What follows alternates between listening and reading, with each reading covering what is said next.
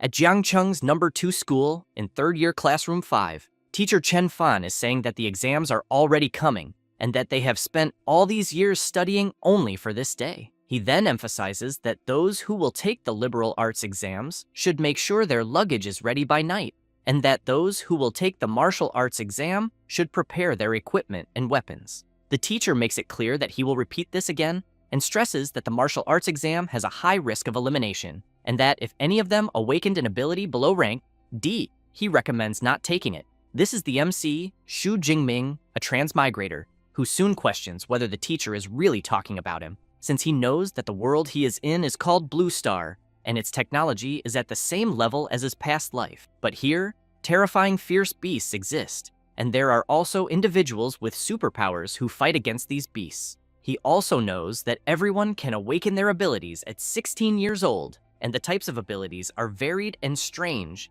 and that according to the Blue Star scale, they are individuals in 9 levels, from rank G to rank A, and most people awaken abilities from rank F to D. The MC knows that his electricity ability is weak, rank E. At this moment, someone comes slamming their hand on the MC's desk and wanting to know if he is not thinking of taking the martial arts exam, even after the teacher's warnings. Then, he makes it clear that if trash like a rank E like him goes, he will only bring shame to the school, and that he thinks he should obediently choose liberal arts and work as a low-level employee in his company, barely being able to buy food. However, a girl shouts asking Huang Tian to mind his own life. The blonde boy looks back and makes it clear to Lin Qingli that he will show who is the best in the exams. Thus, he leaves saying that the sissy, Xu Jingming, will only be eliminated in the exams. She calls the MC and asks him not to mind what Huang Tian said, since she knows that everyone has their own value, and so she wants to know if the MC changing his course to liberal arts and living in the city would not be bad.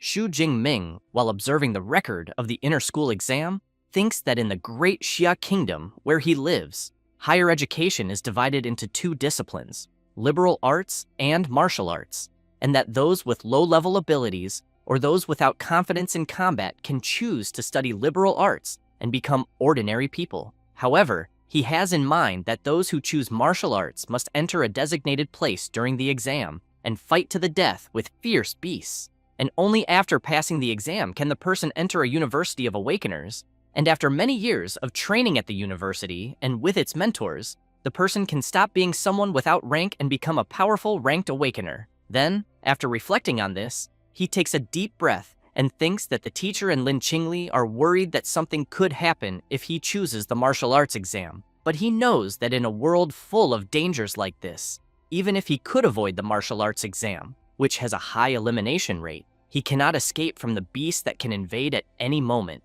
He then thinks that his parents of this era were eliminated because of a beast tide, so he does not want to go through something like that again and not have the power to resist. Thus, he concludes that he will still choose the martial arts exam. After deciding about his future, already in another place, the MC is training and continues doing this with his spear and his electricity power, but soon gets very tired and falls to the ground thinking that he cannot move anymore. He reflects that since he awakened his ability, he chose a spear as his weapon and has been practicing with it for 2.5 years, but thinks he is still at a beginner's level. However, he knows that the spear technique of the Raging Lightning, which costs 300,000, makes up for it in some way, since it makes him a little stronger than normal rank E awakeners. He also knows that martial arts students who awaken something below rank D have had their elimination rate increase every year, so he clenches his fist tightly and thinks that if he wants to enter an awakener university,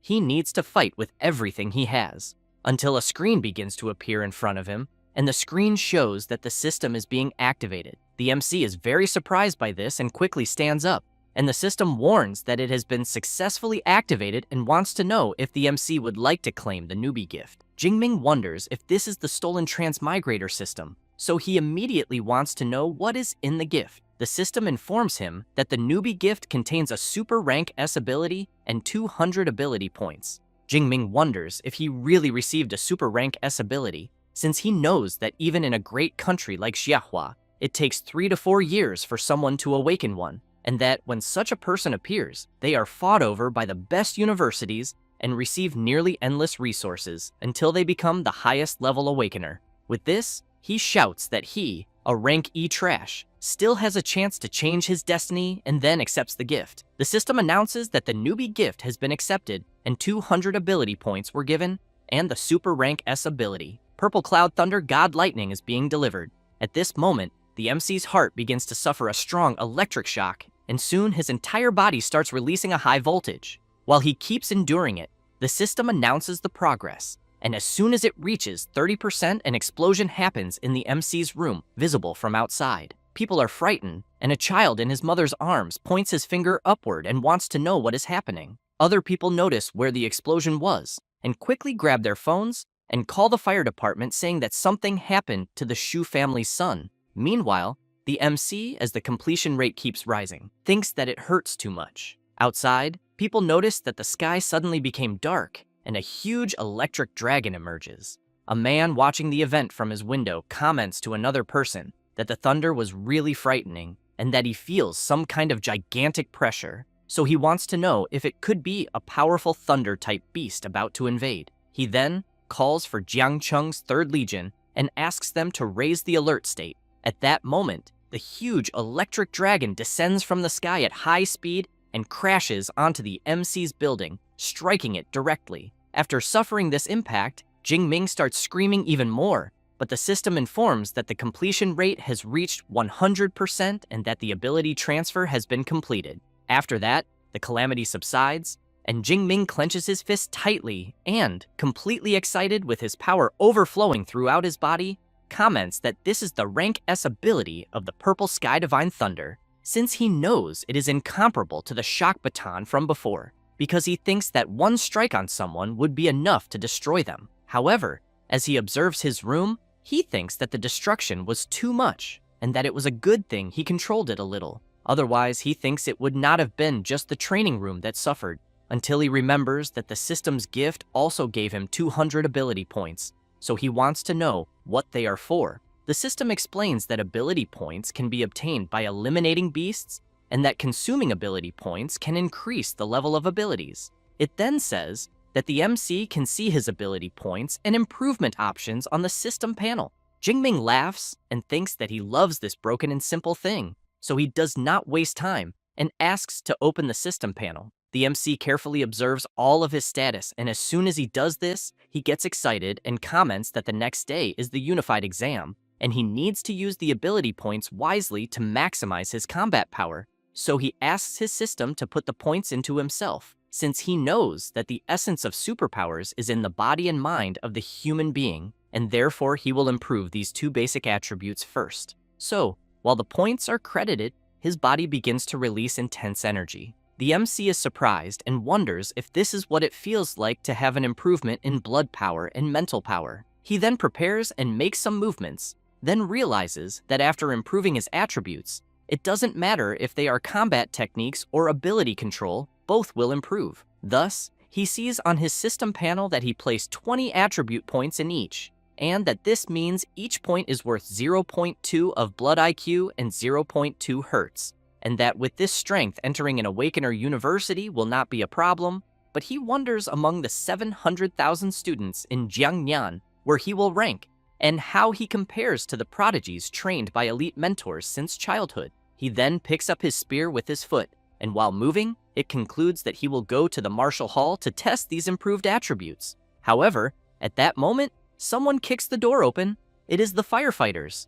One of them says they received a rescue call from there. Jingming explains that it was probably caused by fluctuations in his training, but emphasizes that everything is resolved at the moment. The firefighters take a deep breath, and one of them comments that he understands and that since everything is resolved, they will return. The MC thanks them for their concern, but before leaving, the firefighter looks at Jingming and comments that such a big commotion in the end was just a student training his powers, and that he thinks the next generation is truly incredible. After the firefighters leave, Jingming goes outside, and while walking down the street, people get curious wanting to know if he is fine after the incident. The MC replies that everything is under control, and that he is going to a certain place to train a little. Jingming, while walking through the city, thinks that for an Awakener to become a complete superpower user, he needs to train his body and mind to extract more from his powers. And that is why martial halls providing training spaces and instructors become famous. but he knows that not everyone can afford a private room, since the two most famous martial halls in Xia are the Thunder Hall and the Violent Bear Hall, and that of these two, the Violent Bear Hall, with its annual fee of 100,000, is suitable for rich students, but only the Thunder Hall offers free access for high school students. Until he notices someone among other people, and observing more closely, he wonders if it is not Tang Qi, his cousin. So he goes to her and wants to know what brings her to the Thunder Hall. She says she was just with a friend. Jingming says he understands and that he will go to the training room. She is intrigued, thinking that the MC seems different from before. Her friend then calls her and wants to know who that handsome guy was. Tang Qi says it is Xu Jingming, her cousin, and that he is in the 3rd year just like them and will take the martial exam the next day. Then, a guy wants to know why Xiao Ya is asking so many questions and if by any chance she is already in love. She replies that yes, and emphasizes that with that face of the MC, as long as he is not weak, he would make a great boyfriend and impress anyone. However, Tang Qi grabs her by the shoulder and comments that she is sorry to disappoint her, then explains that Jingming awakened a rank E ability, which leaves her not believing such a low rank. Their friend makes it clear that competing in the martial exam with only a rank E ability has to be admitted that the MC is courageous. Tang Qi wants to know so what if her cousin is courageous, because she knows it is too risky and she would rather he not take the exam. Then Xiao Ya grabs her friend and comments that enough with the small talk, because they are there to go to the Thunder Hall. As they go there, Tang Qi comments that she trained all 3 years of high school only in the Violent Bear Hall, and that it is her first time in the Thunder Hall. The MC, already in the training room, firmly grips his spear and realizes that it feels lighter, and that maybe it is because his body became stronger. He thinks that the unified exam is the next day, and that he does not have time to find a better weapon. He then prepares his spear and decides to see how his full strength is without using powers. He then takes a deep breath, moves his spear, and strikes an attack at the target. Jingming thinks that the training room is made of memory metal, which can self-repair within its resistance limits. After seeing the result of his strike, he gets excited and comments that his physical strength is twice as much as before, and that most Awakeners can only score 100 points on the machine he just used. He then decides to use the Purple Thunder, and as soon as he channels his power, he unleashes an electric blast at the machine. With that, he sees that his strike was 3,021 PDA. He then gets excited, thinking that this was expected from a rank S power, and that Class 1 Awakeners can only reach 1,000 PDA. He knows that he does not have a class, and even so, his power is like that of a mid-level Class 1, but he also knows that this is not even his full strength. And while gathering more power, he thinks that physical strength, ability improvement, and combat techniques, all of that is his power. With that in mind, he prepares and unleashes a spear strike with his power imbued. The power at the tip of the spear begins to grow stronger, and Jingming uses the Raging Lightning technique. The impact is so strong that it makes the Thunder Hall start to tremble completely, and people get scared, wondering if it is an earthquake. And on the same floor where the MC is, his cousin and her friends feel this tremor. One of them comments that he is feeling a powerful energy fluctuation and that he thinks it must definitely be a ranked Awakener. Xiaoya wants to know if that floor is not only for students, and if by any chance all the monsters that reach that level are not training in the Violent Bear Hall. Her friend speculates that maybe one of those monsters came there to make a change, or that a new power user appeared. Tang Qi calls her friends to see this, and while the MC is coming from one side, they are going in the direction where the energy seemed to be close. She soon sees her cousin and wants to know if he is already leaving. Jingming replies that yes, and explains that he just wanted to return and prepare a little more. Tang Qi wishes him good luck for the exam the next day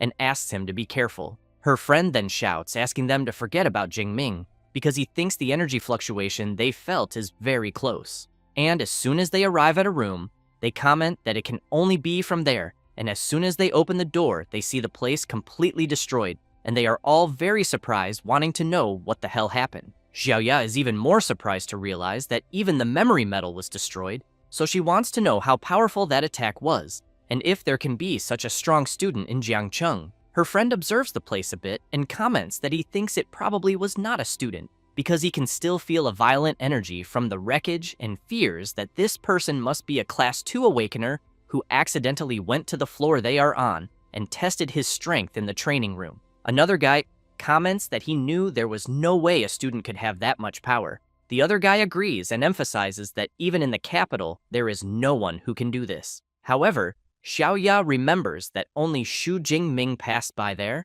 so she wants to know if it was him who did all this, and if perhaps he is a genius who has been hiding his power waiting to make a grand appearance in the exam the next day. Her friends comment that they think she is reading too many novels about weaklings who hide their powers, and that even if Jingming is hiding his strength, they think there has to be a limit because he only awakened a rank E ability. 300 attack power would already be incredible. Another guy comments that he knows there are 2 corridors that lead to the exit and that he thinks the person who did this must have left through the other side. That is why they did not see him, but he wants to know what Tang Qi thinks. While observing the wreckage, she replies that maybe it could be, but thinks that the holes left seem to have been made by a spear. So she becomes apprehensive and questions whether her cousin is really overestimating himself. After that, and already on the day of the unified exam, several participants begin to gather. Jingming arrives at the location. Some people want to know if this will be the exam location because they think they saw a unicorn rhino,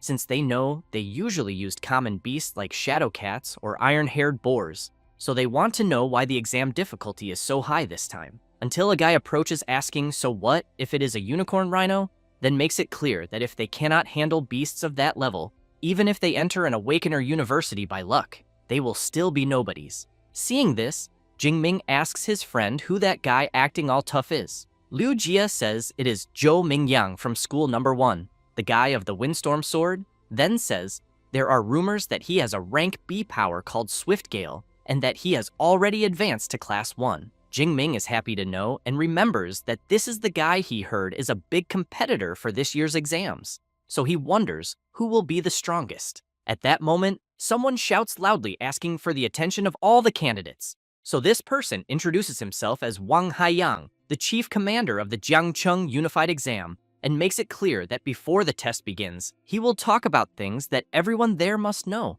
That said, he explains that the exam will last from 9 in the morning until 9 at night, being 12 hours in total, and that the test site will be the ruined city behind them. He also emphasizes that just like in previous exams, the area is divided into outer, intermediate, inner, and central zones, and that killing monsters of different types and levels will give different points, and that the higher the level of the beast, the stronger it is, and the more points are gained. However, the commander becomes serious and makes it very clear to everyone that the central area is like the bonus question in a written exam, meant only for the best students. So he asks everyone to know their limits, and not to risk their lives just for points. Jingming thinks that even the day before he would only dare to walk through the outer zone, but now he wants to go to the inner or even the central one. After that, everyone forms a line, and teacher Chen Fan informs that he will be distributing supplies for the exam. As soon as Jingming approaches, the teacher says there are 3 items in total,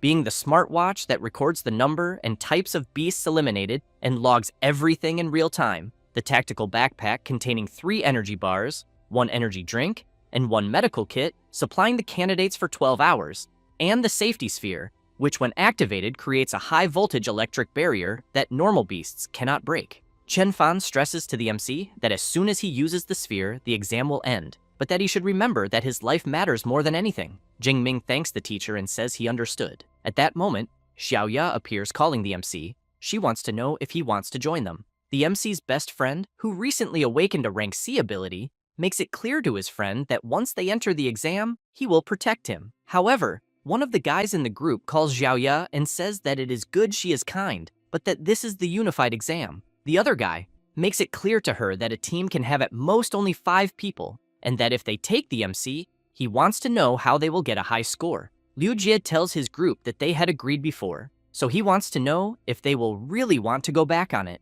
Jingming listens to them arguing and quickly holds his friend back from going at the others, but makes it clear to everyone that he will go alone and that they can form their own team. Liu Jie and Xiaoya want to know if he is serious, then ask him to be careful. After the MC leaves, a guy from Xiaoya's group suggests going to call Huang Tian. Meanwhile, Jingming is thinking that even without them, he can still get a high score. Thus, the examiners announce the beginning of the 2037th Jiangcheng exam and soon activate the cameras of the exam site and the drone live stream. All the candidates waste no time in advance, and some groups begin following their own routes. Meanwhile, the MC, while moving, thinks that he will go all out in this unified exam, then clicks on his watch, and it announces that the verification of candidate Xu Jingming from 3rd year, Class 5, and School Number 2 of Jiangcheng is complete. It then shows the exam ID and the live ranking of Field 179,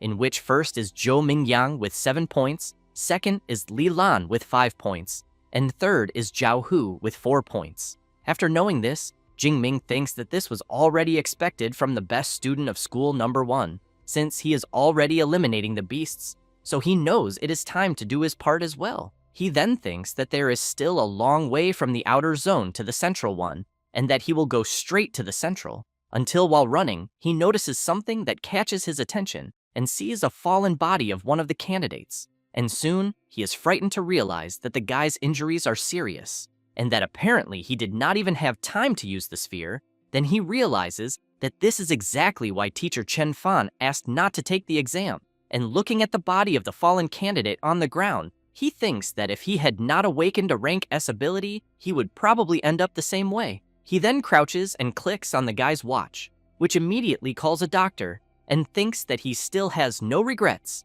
and that he knows the unified exam is brutal, but that opportunities always come with danger, since not everyone has the chance to change their destiny, until he gets scared by hearing a sinister noise, and, as soon as he turns, he sees a dark creature slowly approaching. Then he concludes that the creature left someone alive to ambush whoever came close, being precisely a trap. The wolf begins to growl at the MC and soon leaps. Jinming dodges the creature's attack and observes that the wolf is agile, has sharp claws and fangs, and a bite with a pressure force of 1 ton. Knowing that the creature deserves the title of Rookie Eliminator, the wolf starts growling at the MC, and he keeps thinking that the reason fierce beasts are called fierce is because they possess a special wild aura that intimidates their prey. And it is said that most awakens who encounter a fierce beast for the first time will be completely subdued by its aura, and he knows they cannot even use 30% of their strength, and some will just stand still and be eliminated.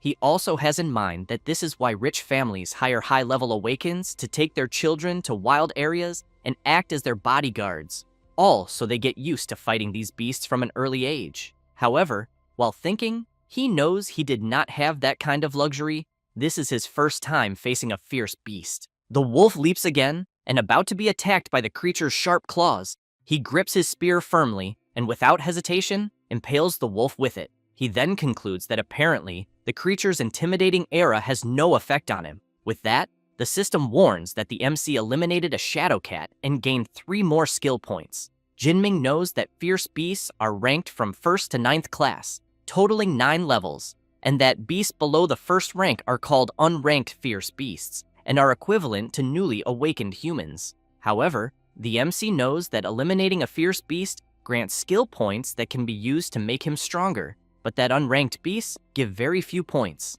So, while following his route, he keeps thinking that since the aura of the beast does not affect him much, staying in the outer area is not very good, as he needs to reach the central area as quickly as possible. Thus, on the way there, he begins to face and defeat several unranked creatures and always gains skill points upon defeating them, until he stops for a brief moment and thinks that he has gained many skill points and that at the moment, what he lacks is combat experience, because using the Purple Sky Divine Thunder can instantly eliminate those unranked beasts he has faced before, but that will not make him stronger, not to mention that the higher the skill level, the more exhausting it is, and he fears that if he uses the Purple Thunder with full power, he will not last even 1 hour, since with his former rank E skill, Weak Electricity, he could endure more than 3 hours. And while moving again, he thinks that the exam lasts 12 hours, and therefore he cannot waste his skill before entering the central area, and that he thinks for the rest of the exam, he will use the strategy he is using and his spear skills to eliminate fierce beasts and gain more combat experience. Until a huge unicorn rhinoceros appears on his path, and the creature hits a car and throws it away as if it were nothing. Then it charges with everything toward the MC, who in turn leaps upward, dodging the charge of the powerful creature. Jingming, while in the air, prepares his spear and lands, driving it into the beast. As soon as he defeats it, he breathes in relief and thinks that he is eliminating the beast much faster than before, then questions if his spear skill has leveled up. With that, he opens his system panel and sees that, as expected, his spear skill advanced to intermediate level, and knows this proves that using only the spear in these real battles helps make him stronger. While clicking somewhere on his system screen, he thinks that with spear skills at this level, he can already feel he can do everything, and that if he raises the level even higher, he wants to know what will happen. Thus, after clicking to increase them, several movements begin to emerge in his mind. Then he thinks it is pretty amazing, as several advanced spear techniques are entering his mind. Next, he gets excited and concludes that he can hardly wait to find a first-class beast to test them. Meanwhile, Xiaoya's group is walking through the area, and she comments that she thinks she just saw Jingming. One of the group members says he thinks she is seeing things, and another emphasizes that it is impossible to be him, because he knows that with his strength being there is like asking to be eliminated. She is intrigued and questions if in the end she saw wrong, but she is sure that from behind it looked exactly like Jingming, until one of their group members shout, asking them to take a look at the unicorn rhinoceros that was defeated recently. As soon as they approach, Xiaoya comments that apparently the blood on the wound has not dried yet, which means the creature was eliminated a few minutes ago. One of the members explains that what eliminated the beast was the wound he is seeing on the head, and that, judging by the shape, it seems to have been pierced by something of medium range, and that if he had to guess the weapon, he thinks it would be a spear. Thus, Xiaoya is even more surprised and questions if it was really Jingming she saw at that moment. Her friends want to know if she really thinks the MC defeated the unicorn rhinoceros alone, but then one of them has an idea and says that if everyone there wants to know if it was really Jingming, they just have to look at his points in the system. Xiaoya wastes no time and soon sees that the MC is among the top 50 of the exam, so she concludes that it was indeed him who defeated the huge creature and that she really had seen him. Her friends cannot believe it and comment that it can only be someone with the same name because they want to know, since when awakens with rank E abilities are that strong. Meanwhile, in the observation room of the exam, several superiors are carefully watching the performance of the contestants, and one of them comments that school number 1 is as strong as always, and that he thinks it is basically dominating the top 10, and that especially Zhou Mingyang, ranked first with 412 points, already seems to have the title of city champion decided. Zhang Washan, director of the Jiangcheng Education Agency, comments that Zhou Mingyang is the best in the city, and that his swift gale is powerful. Even in the provincial martial exam, he would not lose to anyone, so he makes it clear that if everyone there asked, he would say that Zhou Mingyang can reach the top 100 of Jiangnan province. Then, he calls Director Liu of school number 1 and emphasizes that he has always been satisfied with the education of the school, and that the education of school number 3 is also not bad, because at least they managed to reach the top 10 this time. The director of school number 3 comments that it is all thanks to his help, and asks him to continue supporting them. However, Zhang Washan turns and emphasizes that school number 2 needs to improve since the best student of the school is only in rank 18. Zhao Yao, director of school number 2, thinks that only 8 students from his school managed to reach the top 50, so he hopes Li Ming, Yang Jian, Tang Zhu, and Xu Jingming give their all in the exam. Then, he is intrigued by the name Xu Jingming and questions if he feels he has heard that name before, and if by chance there is someone like that in the Hall of the Ascendants. Professor Chen Fan cannot believe that the MC managed to reach the top 50, so he questions if he is not a rank E awakened and if by chance he was hiding his strength, but he knows that even if he had hidden it, he wants to know if a rank E ability suddenly turned into a rank S1. And while he observes Zhou Mingyang, he reflects that only the top 10 have cameras especially for them, and that it is not possible that there is anything of Xu Jingming at this moment, and therefore, he really wants to know how he managed such a high score. Back in the exam and in the central area, which has a very high danger level, someone is walking through the place. It is the MC who, while eating a cereal bar, thinks that upon reaching the central area, it is noticeable that the number of beasts has decreased, but he knows that ranked beasts possess intelligence and territorial knowledge, making them much more difficult to face than unranked beasts. However, he soon hears a noise and sees a huge tiger striking cars with a single swipe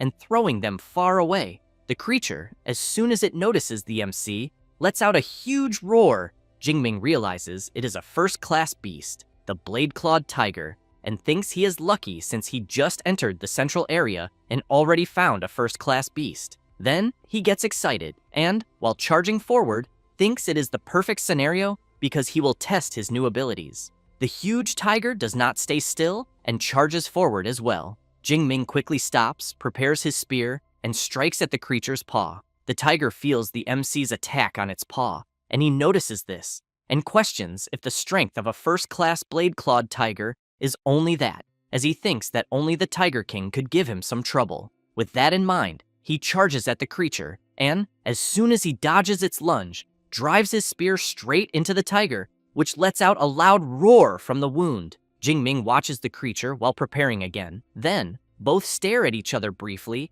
and the tiger leaps at the MC, who has to move quickly to dodge the creature's multiple attacks. And as he moves to the side, dodging the tiger's paw strike, he thinks this was already expected of a first-class fierce beast, whose vitality is very high since it keeps attacking until its last breath. Then, after creating a bit of distance, while channeling part of his power, he thinks he does not care how much the creature attacks, as he knows it is all in vain. Thus, he applies his multiple spear attack technique and brutally strikes the blade-clawed tiger, which cannot even defend itself. As soon as he defeats the creature, the system informs that he eliminated a blade-clawed tiger and gained 14 more skill points. Jingming, pleased for having easily defeated the tiger, comments that he thinks the skill points gained by killing a first-class beast are practically double those of unranked ones. And, while continuing on his way, he thinks that the stronger the beast, the more points are gained, and that what others see as a dangerous challenge field, he knows is a treasure land for leveling up. Moreover, it is such a rare chance, and therefore, he must take full advantage to gain as many skill points as possible. Meanwhile, in the exam supervisor's room, everyone sees that Xu Jingming just rose to rank 32, and several directors go to Professor Chen Fan and want to know if the MC is really from his class, since among all the parallel classes, only the student from his class made it into the top 50, and therefore, they think the professor's classes are incredible. He feels embarrassed and tries to explain that it is all the student's effort and that he did nothing special, until someone points to the big screen and asks everyone to look because Jingming rose again in the ranking, and now he gained 44 points at once. Zhang Wuxian emphasizes that according to the martial exam scoring system, eliminating an unranked beast gives 6 to 8 points, and eliminating a first-class one gives 14 to 16 points. Zhao Yao says that the clock counts eliminations every 4 seconds, but he is interrupted by the student agency director, who comments that whoever Xu Jingming is, in just 4 seconds he eliminated 5 unranked beasts or 3 first-class beasts. Then he calls director Zhao Yao and says that his school has a very good seed and therefore wants to know how he has never heard him mention Xu Jingming before. He replies that, to be honest, he just found out, and makes it clear that if director Zhang Wuxian wants details, he will need to ask Professor Chen Fan. Then Zhao Yao goes to the professor and asks him to explain Xu Jingming's situation to the student agency director. Chen Fan, as soon as he approaches Zhang Wuxian, a little afraid to say, comments that the MC awakened a rank E ability, weak electricity. Zhao Yao shouts, wanting to know if it really is a rank E ability, and if by chance he is not mistaken. A bit embarrassed, Chen Fan replies no, and emphasizes that before the exams he specifically told Jingming not to attempt the martial exam. Zhang Wuxian, while drinking his coffee, comments that reaching so far with only a rank E ability makes him believe that the MC must be incredibly skilled in other areas, which makes him even more interesting. He then makes it clear that for now, they will just wait and see, because he thinks that at this pace he will soon reach the top 10. However, he becomes serious and emphasizes that then they will find out he got there by cheating. Hearing this leaves both the director of the second school and the MC's teacher quite frightened. Meanwhile, the exam board is updated and rank 8 is occupied by the contestant Li Ziyi, rank 9 by Xu Jingming, rank 10 by Ma Yuwem, rank 11 by Ye Li, and rank 12 by Tang Qi. And she, as soon as she sees the updated board, realizes that it was her cousin who after all caused all that commotion earlier. Jo Mingyang also sees the board and a little surprised questions if really, with only 6 hours left for the exam to end, someone just entered the top 10 and, upon seeing the contestant's name, thinks he has never heard of him. With his entry into the top ranks, a drone begins to follow the MC and observe his every movement. After the system notifies that he eliminated a first-class shadow cat, the MC thinks he already knew that, because hunting beasts in the central area is much more efficient, until he notices a drone flying overhead and questions if by chance he just entered the top 10. Then, he gets excited and thinks that the martial exam was made to test the strength and potential of the candidates, and that the better the results, the more attention the person will receive. But he knows he never thought of hiding his strength. However, he thinks that before going deeper into the central area, he needs to increase his strength more, and as soon as he sees his skill points in his system panel, he is quite surprised, thinking that he already has more than 300 skill points, and even so, it is not enough to level up, and that he thinks it seems that the only way to go beyond a first-class awakened is to learn a cultivation method.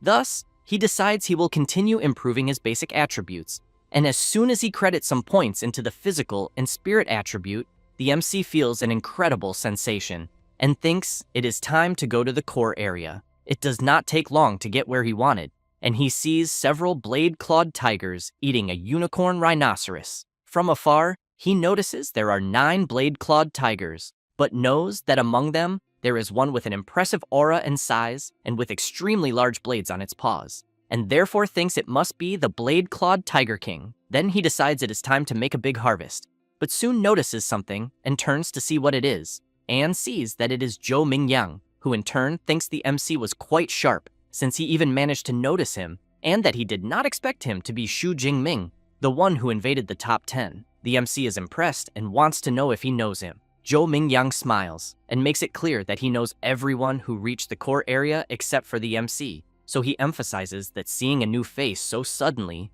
only made him guess that he was the one who was climbing the ranking. Jingming comments that he understood, but Mingyang puts his hand on his sword and stresses that he has been keeping an eye on the group of blade-clawed tigers for quite some time. The MC immediately wants to know if he wants to steal his prey. Mingyang comments that it seems the MC did not understand, so he explains that the blade-clawed tiger king is an intermediate first-class beast, and that hunting 9 blade-clawed tigers without a team, no matter how strong he is just impossible, and that is why he thinks they could cooperate. However, the MC comments that they will not need to cooperate because he alone can defeat all the creatures. He says this and jumps on top of the bus, facing the creatures. They quickly notice the presence of the MC, who thinks that it was already expected of beasts led by a commander, in which they can even use battle formations. The leader of the blade-clawed tigers growls to the others, and they charge at the MC. Jo Mingyang is watching from afar, and thinks he wants to see if Jingming really has extraordinary abilities, or if he is just heading for his defeat. The MC starts spinning his spear and increases the speed of the spin, and as soon as the tigers leap at him, his spear begins to strike the creatures. Then he delivers a circular attack hitting several tigers at once. With that, the system notifies that he eliminated some first-class blade-clawed tigers and gained more skill points. The creatures are thrown away, and the leader goes to them. Jingming regrets realizing he is still weak because he could not eliminate them all, but soon notices that the tiger leader is coming at full speed in his direction, and then lets out a powerful shrill roar that shatters several building windows. Jo Mingyang tries to cover his ears because of the beast's loud roar. Jingming is prepared and wants to know if the tiger leader is trying to intimidate him, as he thinks maybe other people would be afraid, but that is not his case. Thus, he charges at the beast, which immediately tries to strike him, but the MC manages to block with his spear. Jingming jumps high while blocking, but the tiger quickly turns around. However, the MC was already prepared and lands a powerful spear attack on the tiger leader. After pulling the spear out of the beast's head, the system notifies that he eliminated an advanced first-class blade-clawed tiger and received 20 skill points. Jo Mingyang is stunned, unable to believe that the MC managed to finish them all at once, so he wants to know what kind of monster he is. Jingming comments that it was a great harvest of skill points, and that he thinks at the pace he is going, it will be impossible to know how many skill points he will have by the end of the exam. But he knows the more the better, and therefore needs to hurry and find another group of beasts. At this moment, Zhou Mingyang runs to the MC shouting, wanting to know how he managed to defeat an entire group of those tigers with only a spear, and if by chance he is an enhancement type awakened. Jingming does not want much talk with him and jumps away saying no, that he is electricity type. Zhou Mingyang becomes furious, wanting to know if the MC is mocking him, but knows that even if he does not want to reveal what his ability is, he did not need to be so rude. However, he realizes that the MC just killed a bunch of beasts, so he questions if he managed to surpass him. And as soon as he sees the updated exam ranking, he realizes that first place was taken by Jingming with 1,122 points, then shouts saying it is not possible that he was surpassed. Meanwhile, the superiors, after watching everything, are in disbelief. Zhang Weishan claps and emphasizes that the MC's spear technique is overwhelming, and that Jingming is only 12 years old and already possesses advanced spear skills, being a true genius.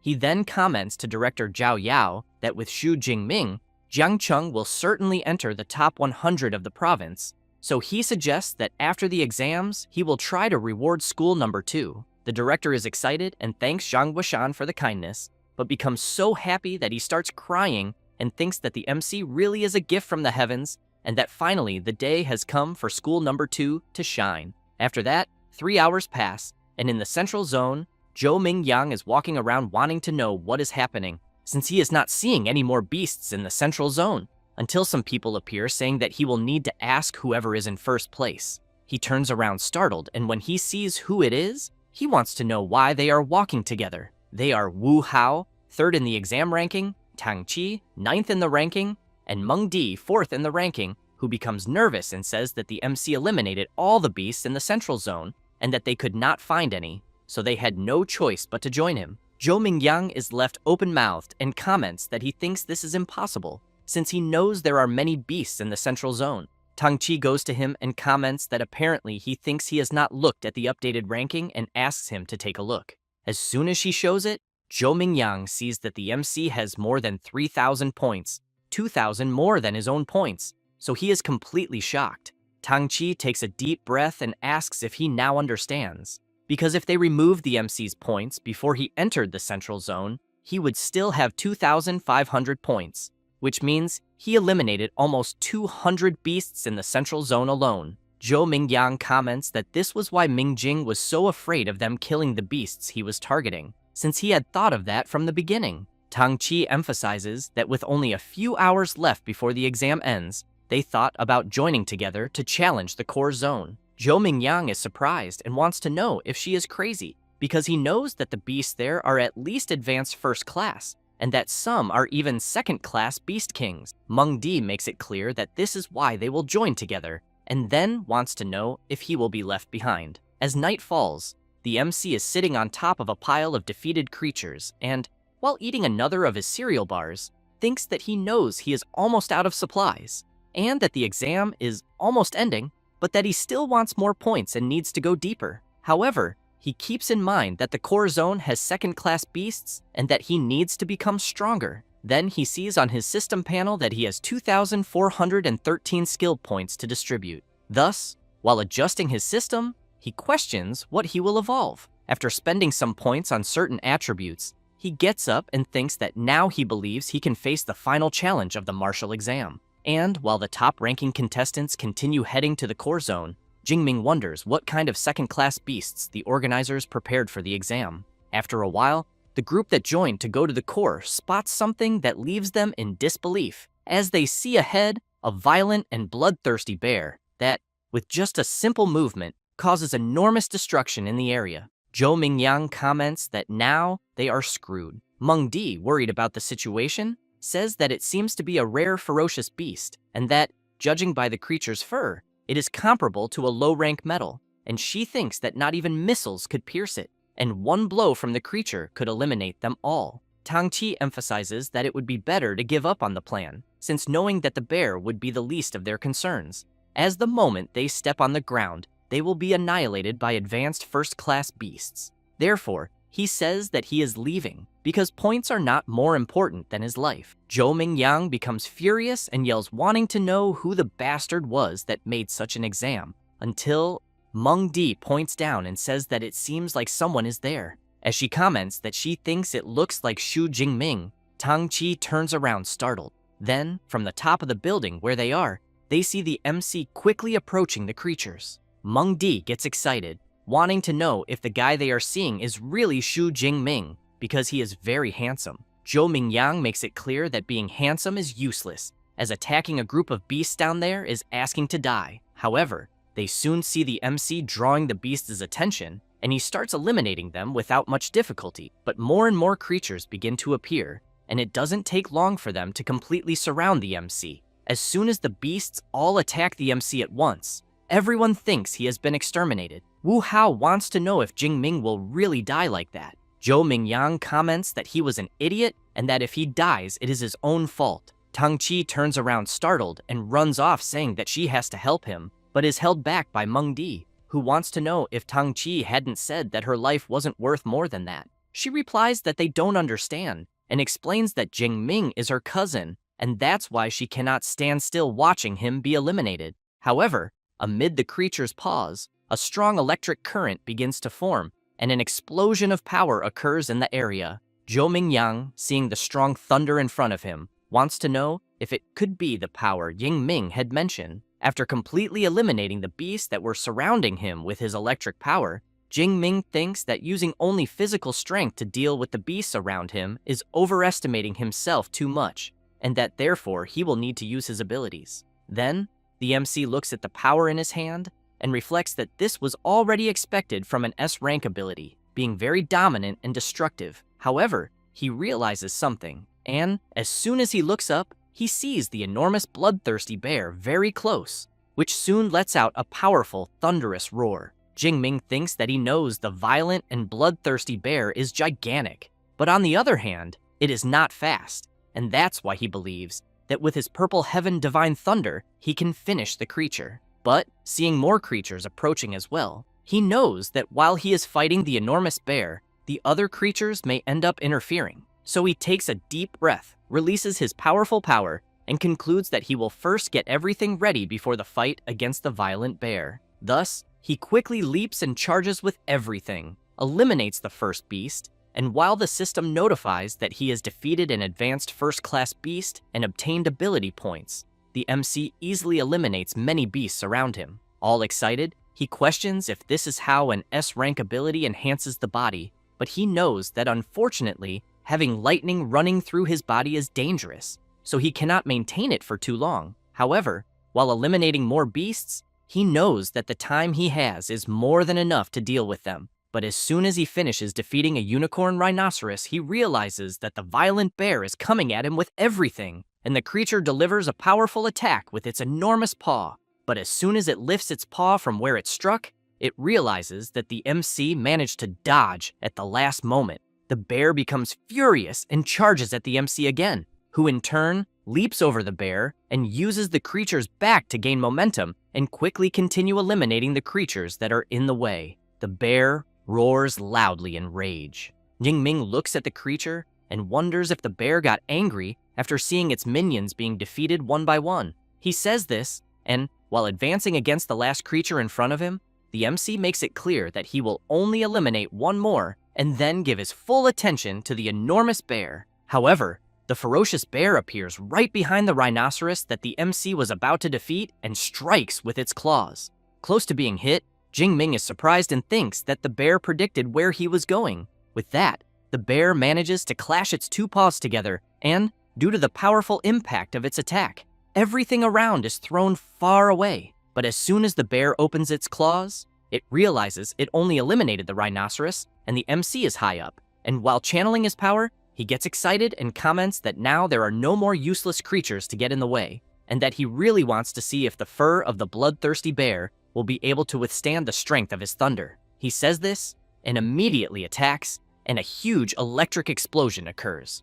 The group of competitors on top of the building feel the strong impact of the MC's attack, and even the supervisors are surprised to witness such power. Zhang Wuxian calls for director Zhao Yao and wants to know if he was really saying that what they just saw is an E-rank ability because he thinks he must be joking. One of the directors emphasizes that just by releasing the power they saw, the MC can annihilate an entire group of advanced first-class beasts and could even face a second-class boss on equal terms, meaning he thinks not even an A-rank ability could handle that so easily. Zhao Yao wonders if it could be a mutation. Zhang Guoshan laughs and emphasizes that regardless, after what they just saw, he thinks perhaps the entire country will be watching Xu Jingming. Back to the battle. After the dust settles, the bear's skin barely suffered a scratch, and the creature becomes even more furious and lets out a loud roar. Jingming is thrown back and questions whether he really only caused a small scratch, and as soon as he hits the ground,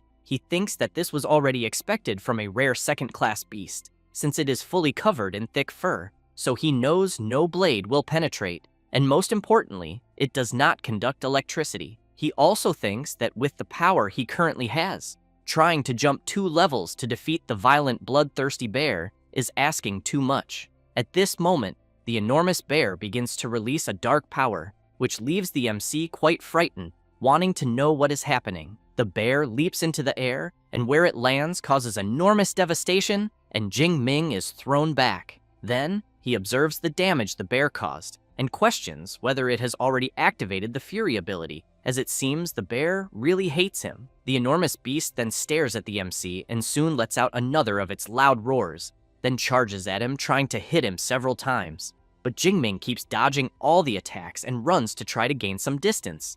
And while doing this, he thinks the bear is very impressive, as he knows that when a beast enters a fury state, its physical strength increases absurdly. At that moment, the bear tries to hit at the MC, but he manages to dodge and thinks that, in compensation, the little intelligence it had is gone, turning into just a killing machine driven by instinct. But he keeps in mind that it is better not to go for a direct confrontation, as it would be foolish to face it head-on, and that the ideal is to use agility to wear the bear down little by little. After gaining distance, he begins to channel his power and concludes that he should just take the opportunity to paralyze the bear for a while. Thus, he quickly moves to the creature's back and strikes with his energized spear at one of the bear's legs, and, due to the impact of the MC's attack, the creature crashes hard to the ground. Jingming takes advantage of the time he has and activates his Purple Heaven Divine Thunder ability, and a lightning strike hits the bloodthirsty bear directly. The MC intensifies his ability even more,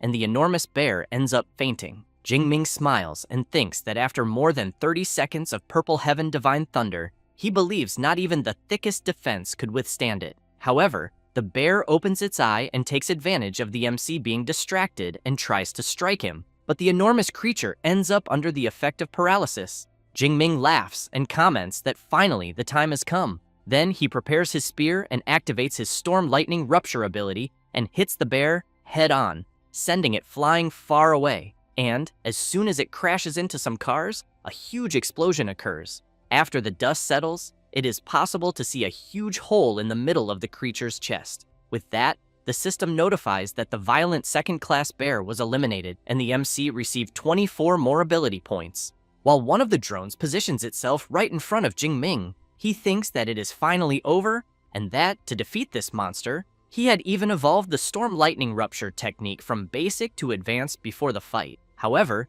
visibly tired, he also knows that even though it lasted only about 2 minutes, it was the most exciting battle of his life. Then, he questions himself about how many points he will be able to get if he eliminates all the beasts in the central zone. After that, the supervisors see that the MC has more than 10,000 points in the exam, and go crazy shouting that this is truly surreal. Zhang Guoshan, completely excited, emphasizes that the MC not only broke the school record, but also that of the entire province, and that he thinks he is a genius among geniuses. He says this while looking at Xu Jingming's image on the big screen. Meanwhile, he is looking at his watch and seeing that the exam time is ending, so he thinks that he has already killed all the beasts in the inner zone and the central zone, and that now he will return to the middle zone, because he knows that the more he eliminates, the better, since even a mosquito leg is still meat. And as soon as he starts running, the group that was watching him comes out of hiding. Tang Qi, looking around, is impressed and wants to know if her cousin really defeated a second-class beast alone,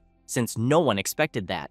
Zhou Mingyang wants to know why the MC is returning. because he knows that he is already comfortably in first place and that he just had to finish the exam. Mung Di emphasizes that, judging by the direction he is going, it looks like he is heading to the middle zone until she realizes something and, very impressed, wants to know if he could be crazy because she thinks he is going back to sweep the entire field. This leaves everyone in the group in disbelief and frustrated, since there will be no beast left for them. However, Zhou Mingyang points out that with the speed they saw from Xu Jingming, he thinks it is quite possible that he can do it. So he makes it clear that if they don't leave immediately, in the last hour, they might not get any more points, and therefore suggests that their alliance end there. As soon as he finishes saying this, everyone quickly heads to the central field to try to eliminate whatever remains. With that, an hour passes, and the examiners announce that the Jiancheng martial arts exam has been officially closed,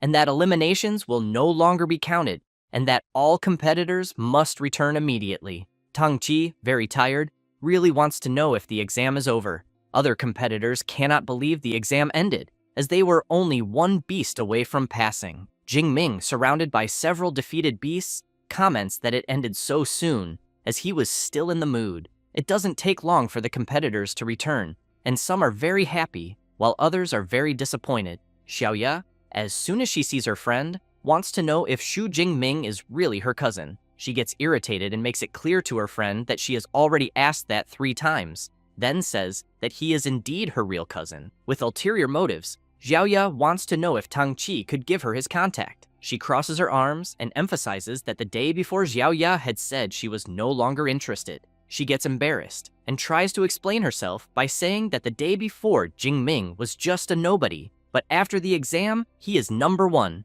At that moment, the other competitors see the MC and start running toward him. It doesn't take long for chaos to erupt, with everyone wanting to see him, and as soon as he appears, some people congratulate him, and others ask for some points. Jingming greets everyone. Wu Hao puts his hand on Zhou Mingyang's shoulder and comments that the only one who should be standing there was him, but he emphasizes that with the MC's monster, he is satisfied with his results. At that moment, Director Zhao Yao goes to Jingming, congratulates him, and introduces Director Zhang Weishan from the Education Department. Then he says that the MC will not need to take the bus back, as the director will personally give him a ride. Jingming looks back and thinks that it is fine, since he knows that if he takes the bus, they will bombard him with questions the entire way. So, while being taken back, Zhang Weishan wants to know if the MC has already decided which superpower university he will go to. He replies that, to be honest, he focused so much on improving his strength that he hasn't even thought about it yet. The director points out that with the score he obtained, he thinks any university in the country will want him. So he makes it clear that among hundreds of colleges, half of the high-level superhumans come from the 3 main ones, and therefore strongly recommends those 3 in particular. Having said that, he talks about the Qingjing Superpower University, located in the heart of Great Xia, managed by the government, and that graduates there go straight into the system, in addition to the fact that the current 9th level National Guardian came from there. Then he mentions the Magic City Superpower University, located in a prosperous port city, with great resources and elite clubs, more focused on those who want to reach the top individually. And finally, Jincheng Superpower University, which is more than 200 years old, full of ancient heritage and high-level professors. After explaining this, the director stresses that the 3 universities he mentioned have extremely high-level secret cultivation methods, making them the dream of generations. Jingming says that he knows Awakens need these methods to become superhumans, but he wants to know exactly what a high-level method is. Zhang Weishan explains that cultivation methods have levels. With basic methods, most Awakens take 3 to 4 years to become superhuman, and with the highest level ones, it can be done in just 6 months. Then he tells the MC to rest assured, because with his score he is sure he will receive a special invitation, and also thinks that even the 3 great universities will make good offers, and that afterward the MC will just have to choose the one that suits him best. Jingming says he understands and thanks the director. After that, the next day, the MC is taking a shower, and as soon as he opens his system panel, he sees that he has 2,534 ability points. So he thinks that this amount should last until he enters university. However, he questions whether there will also be a beast hunting tournament there, because if not, he thinks he will have to go straight to the wild zone. Meanwhile, outside, two women are wondering why the door is broken, but end up thinking it's perfect, because that way they can scare the MC. And, as soon as they open the door, they shout surprise! It is Tang Chi and her mother Shu Qingwan. However, the MC has just gotten out of the shower and is very startled, wanting to know what the hell they are doing there. Then he runs off embarrassed, saying it wasn't his fault. While putting on clothes, Jingming thinks that in the year his parents died, his aunt was by his side the whole time and gave him family affection, and she also became his guardian and sometimes made bamboo with pork. After sitting at the table, his aunt comments that she doesn't understand much about these martial arts exams, but stresses that since she learned he was going to take it, she was worried for days. But now that she sees him well, she thinks she can be at ease. She also makes it clear that results don't matter. Even if she thinks he didn't pass, it's all fine. Jingming wants to know if his cousin didn't tell her anything. Tang Chi winks and comments that she thinks it's better if he tells her himself. Thus, the MC tells his aunt that he actually did very well in the exam and that he surpassed 10,000 points. As soon as she hears this, she spits out everything she was drinking. Then she wants to know if he is really telling the truth. Her daughter says it is true and that her cousin scored more than 10,000 points. The MC goes to her, and as soon as they hug, she starts crying and thinking that the Shu family finally has someone to carry the name forward and that she is sure her nephew's parents, wherever they are proud of him. Meanwhile, some people are watching the MC's performance in the martial arts exam, and a woman says that Shu Jingming, 18 years old, awakened with a weak E-rank natural type electricity ability. A guy comments that if the score the MC achieved is real, they urgently need to recruit him. A bald man points out that with that talent on paper and that level, he doesn't think it is possible for him to have done it. Then another guy says that judging by the way the MC fought this ability cannot just be level E, as it is at least A and maybe even S. The blonde one wants to know how a forgotten place like Jiangcheng produced the first place, as he thinks that maybe Shu Jingming cheated, used someone else, or took some drug. At that moment, the woman asks them to stop the discussion, then slams the table and makes it clear that for now, they will classify Shu Jingming as a special S-level recruit and that, to know if the score he achieved is true, she will personally go to Jiangcheng to investigate. Meanwhile, Jingming is receiving a message from the education department saying that his result in the martial exam is out and that he ranked first in the Jiangnan province with 11,124 points. He is happy and celebrates upon learning that he is first place in Jiangnan province. Thus, it does not take long for several reports about him to come out, making him the main topic. And at this moment, there is a press conference with the director and teacher of the second Jiangcheng school. Reporters ask director Zhao Yao about all these doubts on the internet regarding the MC's score, what he has to say, since many comment that this was covered up, so they also want to know if they are questioning whether the results are real. He replies that the official website of his school has already uploaded the video of Shu Jingming's exam, and that everyone can access it to check and draw their own conclusions, in addition to the martial exam being completely fair, leaving no room for doubt. As soon as the reporters see the video, they cannot believe the performance. Zhao Yao laughs and comments that the MC's score is legitimate, being the first student from Jiangcheng to reach the top of the province. Then, Professor Chen Fan shows Shu Jingming's prize, and director Zhao Yao says that it is the cash prize from the city's education department, along with a great gift. Also a complete manual of training techniques for Shu Jingming, in addition to the city hall, also giving the same amount in money, and a luxury mansion in the city. While the director asks everyone to be quick and take pictures, as this will be the newspaper cover, someone observes all this from afar. It is the woman who was watching the MC's performance before, who comments that even with Jiangcheng releasing the video of the exam, she thinks that does not prove that Jingming did not use doping, since she knows that the main thing at the moment is to know what Shu Jingming's ability level really is. Meanwhile, the director, a little embarrassed, is asking Professor Chen Fan where the MC of the day is. He says he just called Jingming and that he said he is still training in the martial hall and will arrive soon. Zhao Yao gives an awkward laugh and wants to know if he is really training after the exam. After that, the director goes to a reserved room with some people and brings them tea. Trembling all over, Zhao Yao has in mind that the people there have already gone through real battles, and that their presence imposes respect and makes his heart tremble. Then he thinks of several sinister beasts and leaves trembling, wondering if the people there are not going to start fighting. Thus, Zhang Zhaoyue, admissions director of the Magic City Superpower University, comments that it has been a while since everyone there gathered, so she wants to know which genius caught their attention this time. Su Yun, admissions director of Qingjing Superpower University, asks director Zhang Zhaoyue to stop pretending not to understand, then emphasizes that if the MC's results are real, they at Qingjing University already consider him part of them. Wu Yuan, admissions director of Jincheng Superpower University, laughs and asks Su Yun if she thinks that just because she said that the MC will go to her university, because he thinks that they at Jincheng University will be the ones to take him.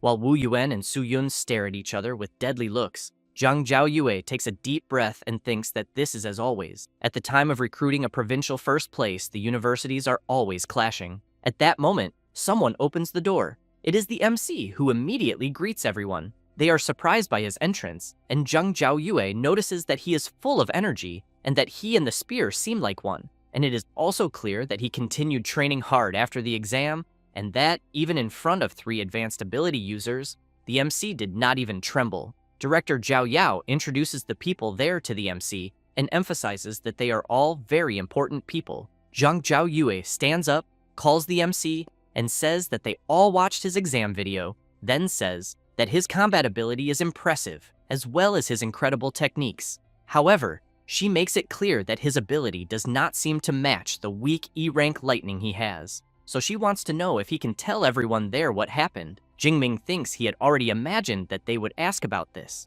so he says that before the exam, while training at his house, he was struck by natural lightning, and that after that, he realized his ability became stronger. Both Wu Yuan and Su Yun comment at the same time that it seems like an ability mutation occurred. Then Zhang Zhaoyue calls the MC and comments that he probably does not yet know what his ability has become. So she says that by coincidence, she brought an ability detector and that they will test it. While the director tries at all costs to hold the MC's spear, he approaches the device and Zhang Zhaoyu asks him to just release power. Thus, Jingming begins to channel his lightning power into the detector. Su Yun is very surprised to see that the lightning is very violent, as it was even able to accelerate her heartbeat. It does not take long for the device to notify that the ability detection has been completed, and, just as it was about to announce that the Purple Heaven Divine Thunder ability is classified at a certain level, the device begins to suffer very high fluctuations and tries to analyze again. However, the power is so great that it shatters the detector into several pieces,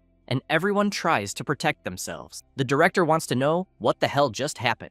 Wu Yuan and Su Yun get excited and comment that now it is confirmed, because the small detector short-circuited and that this means the MC's level is at least S rank. Zhang Zhaoyue looks excitedly at the MC and thinks that, as expected, they bet on the right person. Thus, Wu Yuan shouts, calling Xu Jingming, and says that Jincheng University offers him 4 million in entrance bonuses and a complete set of C-rank equipment, and that for 4 years, all training methods and combat techniques will be free. Su Yun laughs and wants to know if that is all Jincheng University has to offer. Then she steps forward and makes it clear to Xu Jingming that if he chooses Qingjing University, they will offer 6 million in entrance bonuses, plus 4 years of equipment, methods, and techniques, all from their school at no cost. Jingming is completely shocked, thinking that all the proposals are very tempting. However, Zhang Zhaoyue says that Magic City University does not offer entrance bonuses or equipment, but in terms of training methods and combat techniques, they will offer everything the others offer. And in addition, every year the MC will receive an S-rank cultivation resource.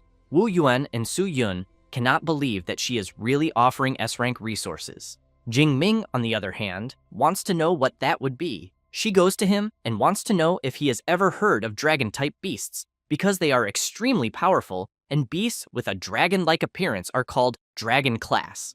Then, she emphasizes that these beasts are already born at the 4th or 5th rank, far above the others, being much superior to any other beast. Zhang Zhaoyue continues saying that among the S-rank resources, there is the vital blood of an adult dragon class beast, rank 8, in which, after ingesting this blood, the MC's body will undergo a very brutal transformation, becoming as resistant as one of those beasts she mentioned, and that all S-rank resources are at this same level. Su-yun comments that she was even tempted, and that she thinks Magic City is really absurdly rich. Wu-yuan comments that those resources Zhang Zhaoyue mentioned are reserved for veteran students, and that she wants to give one right away to a freshman, and for that reason he cannot compete. Thus, Director Zhao Yao comments that it is time for a decision, so he asked the MC that among the 3 top universities, he should decide which one he wants to go to. Jingming smiles, and very excited, says that he wants to go to the Magic City Superpower University. Then he thinks that he knows Magic City University not only has the best conditions, but also their level of practical training is the highest, and that half of the champions of the inter-university tournaments came from there.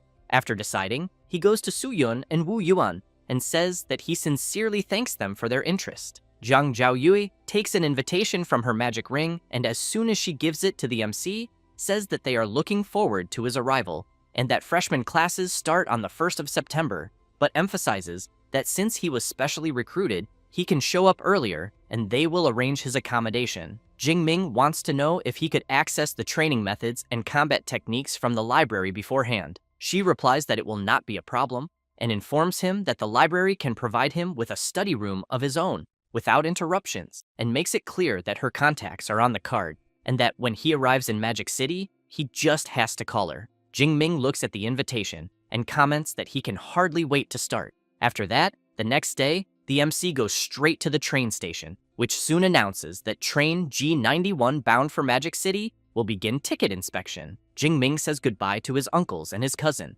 Qingguan begins to cry and comments that her nephew really has grown up. Tang Daolin emphasizes that with this trip, little Ming is destined to reach the heavens. Then he looks at his daughter and wants to know if she will fill out the college application form soon, because since her cousin will study in Magic City, she should also try to choose a university there. Qingguan agrees with her husband and comments that this way, the two will be able to help each other in the future. Tang Qi gets a little embarrassed, but replies that she knows very well. After boarding the train, while reading a book, the MC thinks that it will take 6 hours to reach his destination, and that he will use this time to review some training methods, and that, among the exam rewards, the most important is the training method called Abyssal Sea Technique that he is reading, since he has in mind that, just like abilities, training methods also have different levels, and there are 4 categories: basic, intermediate, advanced, and superior, and the higher the level, the faster the cultivation. Thus, he thinks that what he has there is an intermediate method, and that with his 180 spiritual power points, he managed to memorize everything in half a day. Then he reflects that, according to the manual, there is a special energy floating between heaven and earth, and that, following the steps of the method, he felt this energy already on the first day, and at the same time, his system panel showed an advancement symbol, but he does not intend to advance yet, because according to the book, when advancing to the next level from awakened to ability user, the better the method, the greater the gains after advancement. And as soon as he enters the university, he will have access to higher level methods, so he cannot waste this chance with an intermediate one. After arriving at his destination, he is very impressed to see that just the gate is more than 100 meters wide, and he can hardly imagine what it must be like inside. At that moment, Zhang Zhaoyue arrives by car, greets the MC, and welcomes him to enrollment, then asks him to get in the car because she will take him to register. While they go to the registration place, she wants to know if Magic City University is not impressive because it covers 26 square kilometers, with an average of 2,600 square meters per student, and that some visitors cannot even explore everything in a single day. Jingming comments that seeing it up close is even more incredible. After registering, she hands him his badge and campus card and informs him that he only needs to swipe the card to enter the dormitories. Jingming, very impressed, comments that he has seen several, even back when he did his doctorate in his past life, and that there are 4-person rooms, single rooms, and even 3-bedroom apartments for doctoral students. But in front of the dormitory he will stay in, he knows he has never seen villas being used as dormitories. Zhang Zhaoyue says that at Magic City University everyone lives in a villa, and that the higher the score, the more luxurious it is. And as the provincial first place, he will stay in the most luxurious one, being more than 800 square meters. However, she asks him not to worry about loneliness, because the villas are shared by 2 students, with 2 floors, and that he and another colleague will share 1 floor each. Jingming thinks that a double dormitory is not so bad, as it is better than being alone, and that being an orphan before and after transmigrating, he always preferred the lively atmosphere of a 4-person room.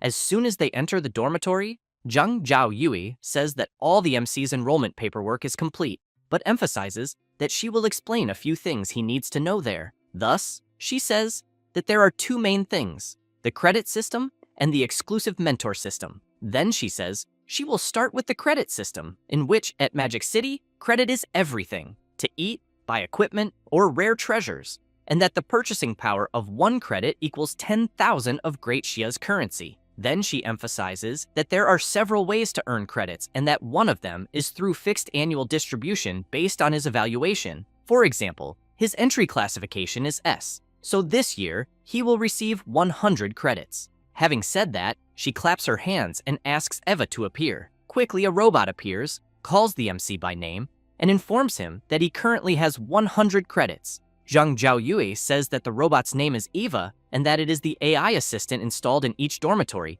and that Eva's true body is the school's central AI. The ones in the dormitories are just sub-bodies. But she emphasizes that even as a sub-body, it has already reached the standard of rank 4 AI, being able to help a lot in daily life. Jingming is very impressed to know that a sub-body is rank 4, since he has in mind that AI technology on Blue Star is much more advanced than in his previous life. Zhang Zhaoyue says that she will now explain about the exclusive mentor system, where every student can choose a mentor they admire and become an apprentice, but obviously only if the mentor accepts. Jingming wants to know if even as a freshman he can have individual guidance. She replies that yes, and says that the university's mentors are all high-level ability users, and that almost all of them have unique and secret combat techniques and training methods, and that you can only learn them after becoming an apprentice. Then she makes it clear that in Magic City, there are 4 mentors with lightning abilities.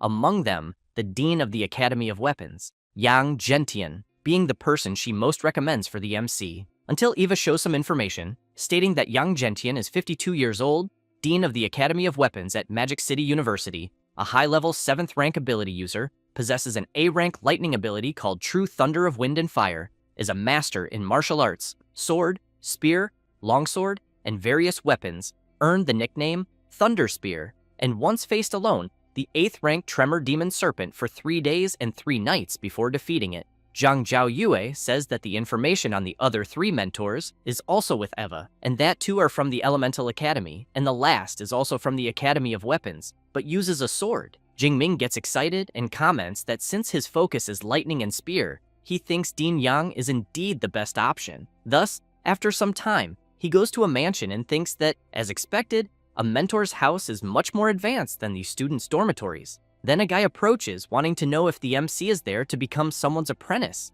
but then realizes something and wants to know if the MC is still just an awakened or a special recruit. Jingming simply replies yes, and the guy says that in previous years, the special recruits were at least rank 1 intermediate or high, and that he did not expect an awakened this year. Then he says he is from the Academy of Weapons, and that his name is Tan Mingyang, a 3rd-year student. The MC introduces himself and says that he has just entered the university. Mingyang emphasizes that the MC is quite fast in learning about the mentor system on the very first day, as most only find out after the freshman tournament. Jingming gets curious about this tournament he just heard of and asks Mingyang to be clearer. He says it is a tradition at Magic City University and usually takes place 3 or 4 days after official enrollment, and that all teachers watch, and the freshmen who stand out are contested by the academies and sometimes become direct disciples. However, he makes it clear that for special recruits like the MC, it is not possible to become an apprentice before that. But he thinks that becoming Dean Yang's apprentice right upon arrival is almost like winning the lottery, and that he will probably just be making the visit for nothing. Jingming thanks Mingyang for the explanation, calling him senior, but wants to know if he is also there to try to become Dean Yang's apprentice. He replies yes, and says that he has already tried several times this past semester, but has always been rejected, and that is why he is almost giving up. But deep down, he still cannot let go of it. At that moment, someone opens the mansion door and then welcomes the 2 and informs them that Dean Yang is already waiting for them and that they are to follow him. Mingyang is intrigued because he has in mind that in previous times the butler was never so welcoming. As soon as they enter, the dean is with another person waiting for them, and the MC immediately realizes that the presence of the dean of the Academy of Weapons, the 7th rank ability user known as Thunder Spear, Yang Gentian, is indeed quite impressive. The old man comments that the black-haired boy must be Xu Jingming and says that director Zhang Zhaoyue has already informed him, then asks the MC to accompany him because he will take him to the training room. As soon as they arrive in the training room, the principal says that he watched the video of the MC's martial arts exam and that his combat ability is impressive, in addition to having advanced level marksmanship. However, he emphasizes that before anything else, he wants to see with his own eyes the special rank S superpower, the divine thunder of the purple sky. Jingming says he will show it and quickly begins to focus. Then he releases his powerful power, unleashing lightning throughout the place. The principal is impressed when he sees the divine thunder of the purple sky and thinks that although he also has a lightning-type power, the true thunder of wind and fire, he knows that the difference between rank A and rank S is something that cannot be overcome with effort, and therefore thinks that if the MC really dedicates himself, maybe one day he will reach his level. Then he calls the MC and says that with his potential, becoming his disciple would not be a problem. But he makes it clear that throughout his life he had many friends and also many enemies, and that if he decides to be his disciple, he cannot guarantee that he will not be involved in this, as some may even try to attack him because of it. Then he wants to know if he still wants to move forward. Jingming quickly kneels down and, full of confidence, calls the principal master and answers that he does. Then he thinks that he has always admired those who grew up in the midst of bloody battles, since the more enemies defeated, the more the master's combat strength is proven.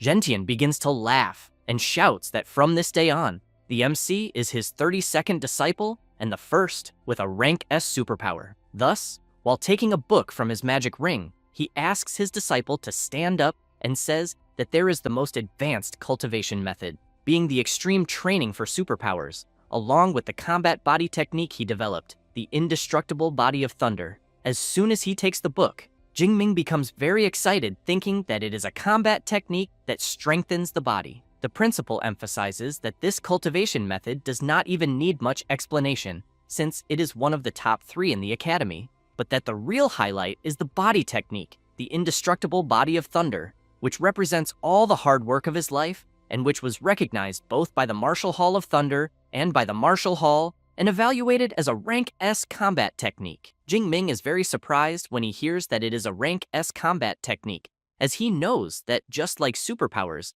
techniques also have their classifications, and that the higher the classification, the harder it is to master, but the final power is incomparable. He also knows that most 7th rank masters are respected for creating rank A techniques, but that Master Gentian created a rank S1, and on top of that, the most complex type, being a body technique, and therefore thinks that the talent required for this is something frightening. The principal explains that the technique he passed on to the MC only works for those who have lightning-type powers and has 13 stages, where each advancement transforms the body, but to cultivate it, one must have already awakened a superpower. Thus, after advancing with the extreme method, the MC is to look for him again, as he will personally help him build the foundation of the indestructible body of thunder. Jingming quickly thanks his master several times, and thinks that with a mentor guiding, everything is easier, since he knows that if it were on his own, he would get completely lost.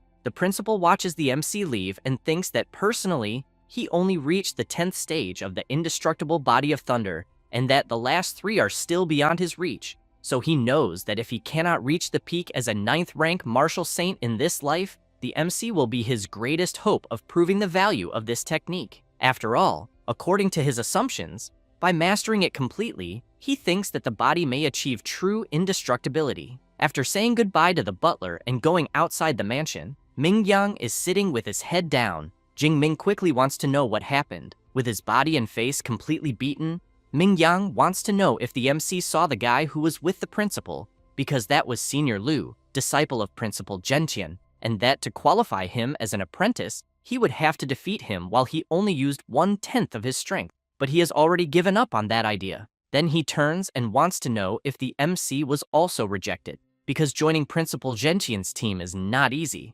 Jingming says that is not the case and that he passed. Now being a disciple of Principal Gentian, Mingyang cannot believe he passed and thinks that he has never heard of anyone being accepted by a mentor of that level before the freshman tournament. Then he stands up and begins to question who the MC is and what he did to be accepted. As soon as Jingming returns to his dormitory, he goes straight to the training room on the second floor and begins his training. While trying to keep focus, he thinks that indeed the cultivation method he is learning is on another level, because the energy he feels at the moment is much greater than with intermediate methods. And as soon as he masters it, he knows he does not want to go step by step, since he will use points and level up directly. Thus, he begins to spend his available points to level up. At the same time, his body begins to release a gust of wind around, and Jingming starts to feel discomfort, grabs his clothes tightly, and a tremendous power is released from his body. The MC breathes a sigh of relief and thinks that he managed to advance to the lower stage. Then he feels the power in his hand and decides to make a small test, releasing a bit of that power. Thus, he clenches his fist tightly and thinks that, as expected from a high-level method, his body and powers became at least 4 or 5 times stronger, and he even thinks that if that violent bear from the exam appeared again, he would not even need a weapon, because his thunder would finish it easily. Then he opens his system panel and thinks that now he understands why all superpower users seek stronger cultivation methods, since if he had used the Abyssal Sea technique, his vitality and spirit would have only increased by 30 or 40 points, but at the moment, he gained almost 100 points at once, being a huge difference. Jingming goes to the table where the book he received from the principal is and keeps thinking that to advance he only spent 300 points, and that it is better to save the rest, since he has to economize to learn new combat techniques. And before the manual, he knows that this indestructible body of thunder technique is even more important than the cultivation method itself. But being a rank S technique, the stronger it becomes, the more points it consumes, and that is why he thinks it will take some time to understand everything. Thus, the next day he goes to the principal's mansion, and as soon as he sees the MC, he is very surprised, wanting to know if it was really that fast. Then he laughs and says that he has been teaching at the Magic University for 20 years and has seen many geniuses, and that even the best took quite some time to complete the transformation, and the MC, from the moment he took the manual until now, has not even spent 1 day. Jingming laughs and says that maybe the only thing he does fast is advancing, because when cultivating his master's indestructible body of thunder, he got stuck right at the foundation forging part. Gentian wants to know if it is true, because he knows that forging the foundation means using the blood of a lightning-type beast as a guide and channeling one's own electric power to strengthen bones and muscles. And how strong the indestructible body of thunder can become depends greatly on the quality of the blood used at the beginning. However, he makes it clear that since he has already advanced, he will help him forge the foundation, then takes from his magic ring and says that high-level electric beasts are too rare, and he had kept the blood essence of a 7th-rank storm bear that he personally defeated. But he emphasizes that he heard from Zhang Zhaoyue that the MC receives a rank S resource per year, so he took the liberty of negotiating with the director and obtained a rank SS resource for him, being the blood essence of an 8th-rank storm dragon. As soon as the principal shows the dragon blood, Jingming stands up and, all excited, makes it clear that because his master did all this, he will repay this gratitude 1,000 times. The principal says that he is happy to see his determination, but that for now, they cannot delay anymore, because they will begin immediately. Thus, they go to the training room on the 2nd floor, and the principal immediately pours the essence into the MC's body. Then he asks him to hold on, because for low-level superpower users, storm dragon blood is like poison, and feeling pain will be the most normal thing in the world. That said, he explains that now he will use his true thunder of wind and fire to help him forge the indestructible foundation, and that how much the MC will be able to absorb will depend exclusively on him. Then he applies his technique to Jingming's body, which quickly begins to take effect, helping him create the foundation. However, the MC begins to feel an immense pain never felt before. Meanwhile, a few moments earlier, Senior Liu calls his uncle and wants to know if that day is already the 5th day, because this new disciple is more resilient than they expected. Then he says that he has to admit that in his case he only lasted 2 days and still used the blood essence of an inferior 7th-rank wild beast,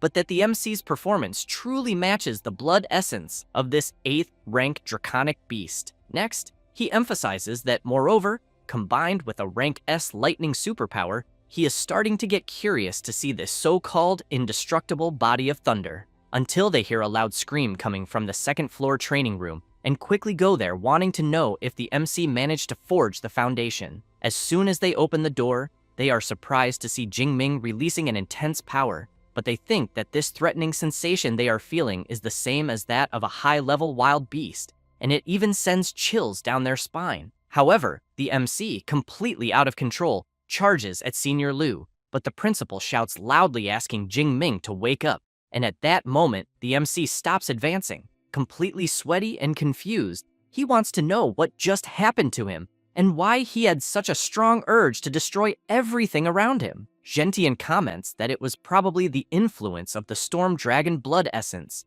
since such a creature is known for being extremely dangerous, and that, as the MC's compatibility and absorption were too high, this ended up generating that side effect. However, the principal asks him not to worry, and explains that as long as he does not have intense emotional fluctuations, there will be no problem, and that, with time and the increase of his strength, these effects will fade away. Jingming looks at his hands and says that it is a relief to know that, but that he does not want to be controlled by emotions and end up doing something he will regret later, until the principal shouts asking him to be excited because the construction was perfect and the absorption rate reached 98%. And that of the more than 20 disciples he trained with the indestructible body, the maximum someone achieved was 92%. And after all these years of records, the MC has just broken the record. Liu is happy, congratulates his junior brother for managing to forge the foundation of the indestructible body of thunder, and then emphasizes that his path in martial arts will be much smoother.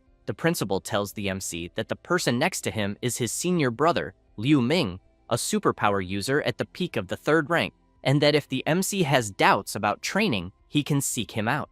Jingming smiles and says that it is a pleasure to meet him. Liu Ming says that he did not prepare anything for the MC, and that is why he will transfer some credits as a welcome gift. As soon as he sees that he transferred 200 credits, he is very surprised and says that it is a lot, since he knows that they are talking about 2 million great Xia coins just as a gift. The principal says that it is only 200 credits, and that it is not much for Liu Ming, because a veteran needs to take good care of the juniors, and that when the MC has his own juniors, he should remember to do the same. Jingming says that he understands and thanks them both. Then, Gentian says that the foundation was forged, and, after 5 days without eating or drinking, he thinks it is better for the MC to go rest. So he asks him to return the next morning to learn boxing and shooting techniques with Senior Liu. After returning to his dormitory, the MC is confused to see a guy playing video games there, and as soon as the guy notices Jingming, he says that he must be his roommate,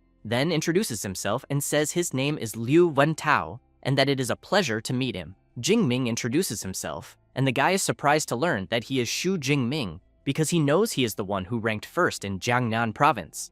While the MC wants to know if he knows him, Liu Wentao keeps walking back and forth observing Jingming and saying that of course he knows him, because his nickname is Know-It-All, and he knows almost all the freshmen of their year, but emphasizes that he did not research the MC, because his arrival caused such a stir that it was impossible not to hear about him, since an unexpected champion from Jiangnan ended up being discovered as his roommate. Then, he pats the MC on the shoulder and wants to know if it is true that he came from Jiangcheng, which is in the middle of nowhere in Jiangnan, and if he also awakened his power during the college entrance exam. Jingming thinks that his new roommate is a chatterbox who makes friends easily, but to be honest, he ended up liking it, because he always hated loneliness, both in his current life and in his previous one. Then he begins to remember his past life, where he grew up in an orphanage and was never adopted, never knew what it was to belong somewhere, and that in school it was fine. He made many friends.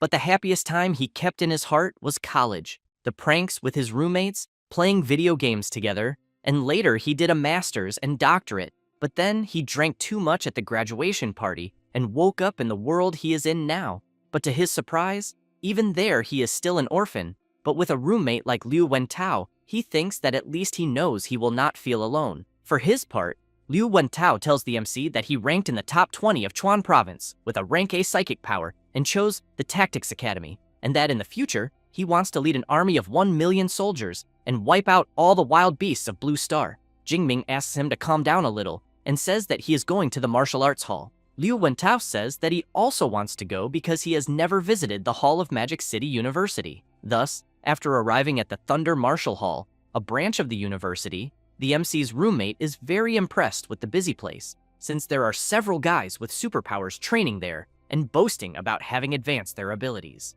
Until Eva tells the two that this is the collective training room of the hall, and that it accommodates up to 300 people at the same time, and the entire hall is made of a grade C metal alloy mixed with memory metal, and therefore they can use powers and techniques freely without worrying about damage. Then she also says that if they want, there are individual rooms. Jingming says that for now they will stay there. Meanwhile, Liu Wentao is very excited, commenting that it looks like people are competing to see who is the strongest, but the MC thinks that Noisy is him. Liu Wentao asks Eva what the numbered columns they are seeing are for. She says that they are the Punching Strength Challenge columns, with 5 rankings corresponding to skill levels 1 to 5, and then wants to know if the two want to try, because if they get into the top 3,000 in the ranking, they win a reward of 50 credits. He wants to know if doing that will really earn such an easy prize. Then he thinks that the entire university has only about 4,000 students, and therefore he thinks he will try. Eva explains that he just has to swipe his student card on the column for the challenge to begin, but asks for attention because the Punching Strength Challenge does not allow the use of powers or techniques. He does not want to know and quickly swipes his card, and a voice announces that student Liu Wentao has started the Punching Strength Challenge. It does not take long for several people to approach to watch him do it, and he, in turn, feels a little embarrassed when he realizes that several people started watching, and that he knows he cannot embarrass himself. Then he prepares his punch and soon strikes the column, while the voice announces that his punch strength was 476 kilos, being a great result. He breathes a sigh of relief and thinks that it is good he did not embarrass himself, because he thinks that entering the top 3,000 will not be difficult, but he is completely shocked when he hears that his position is above 100,000 and then wants to know how the hell that is possible, since he knows the university does not even have that many students.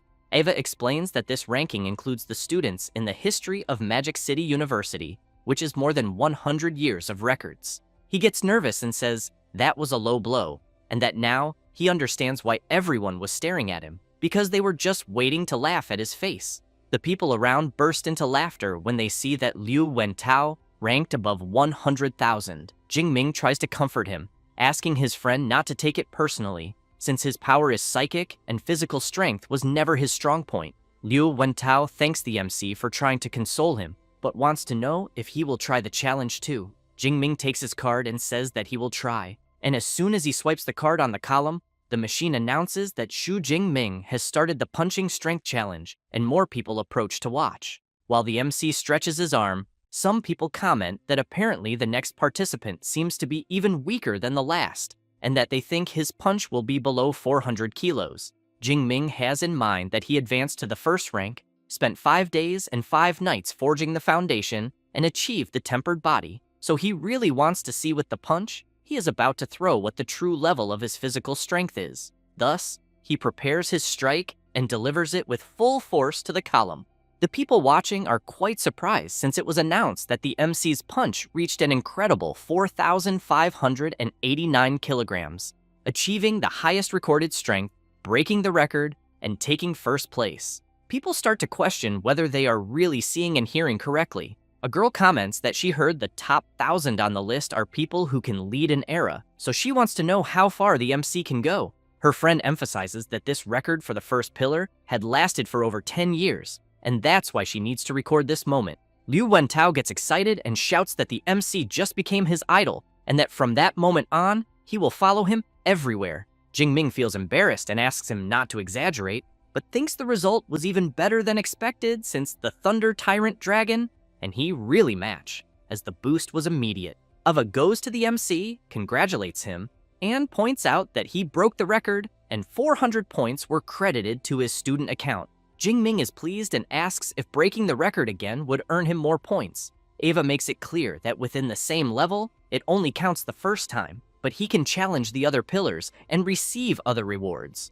Therefore, the MC looks at the remaining pillars and thinks that the other 4 are for students from ranks 2 to 5, so he decides to wait and break those later. At that moment, the MC is surrounded by several girls asking if it's his first time there and offering to help him use the equipment. However, he gets embarrassed and leaves, calling Liu Wentao and saying he needs to train in a private room. Meanwhile, Liu Ming is on his phone, calls the principal, and says that junior brother Shu is very popular on the campus forum because he broke the record with over 4,500 kilograms, and that he thinks the boy's physical strength is absurd. Gentian comments that he should be resting, so he wants to know why he went to the gym to break a record. Liu Ming takes a deep breath and thinks that when he was at the advanced stage of rank 1 and had the first level of the indestructible thunder body, his punch barely exceeded 3,500 kilograms. But the MC easily surpassed him. Meanwhile, somewhere else, a guy's looking at his phone, gets furious,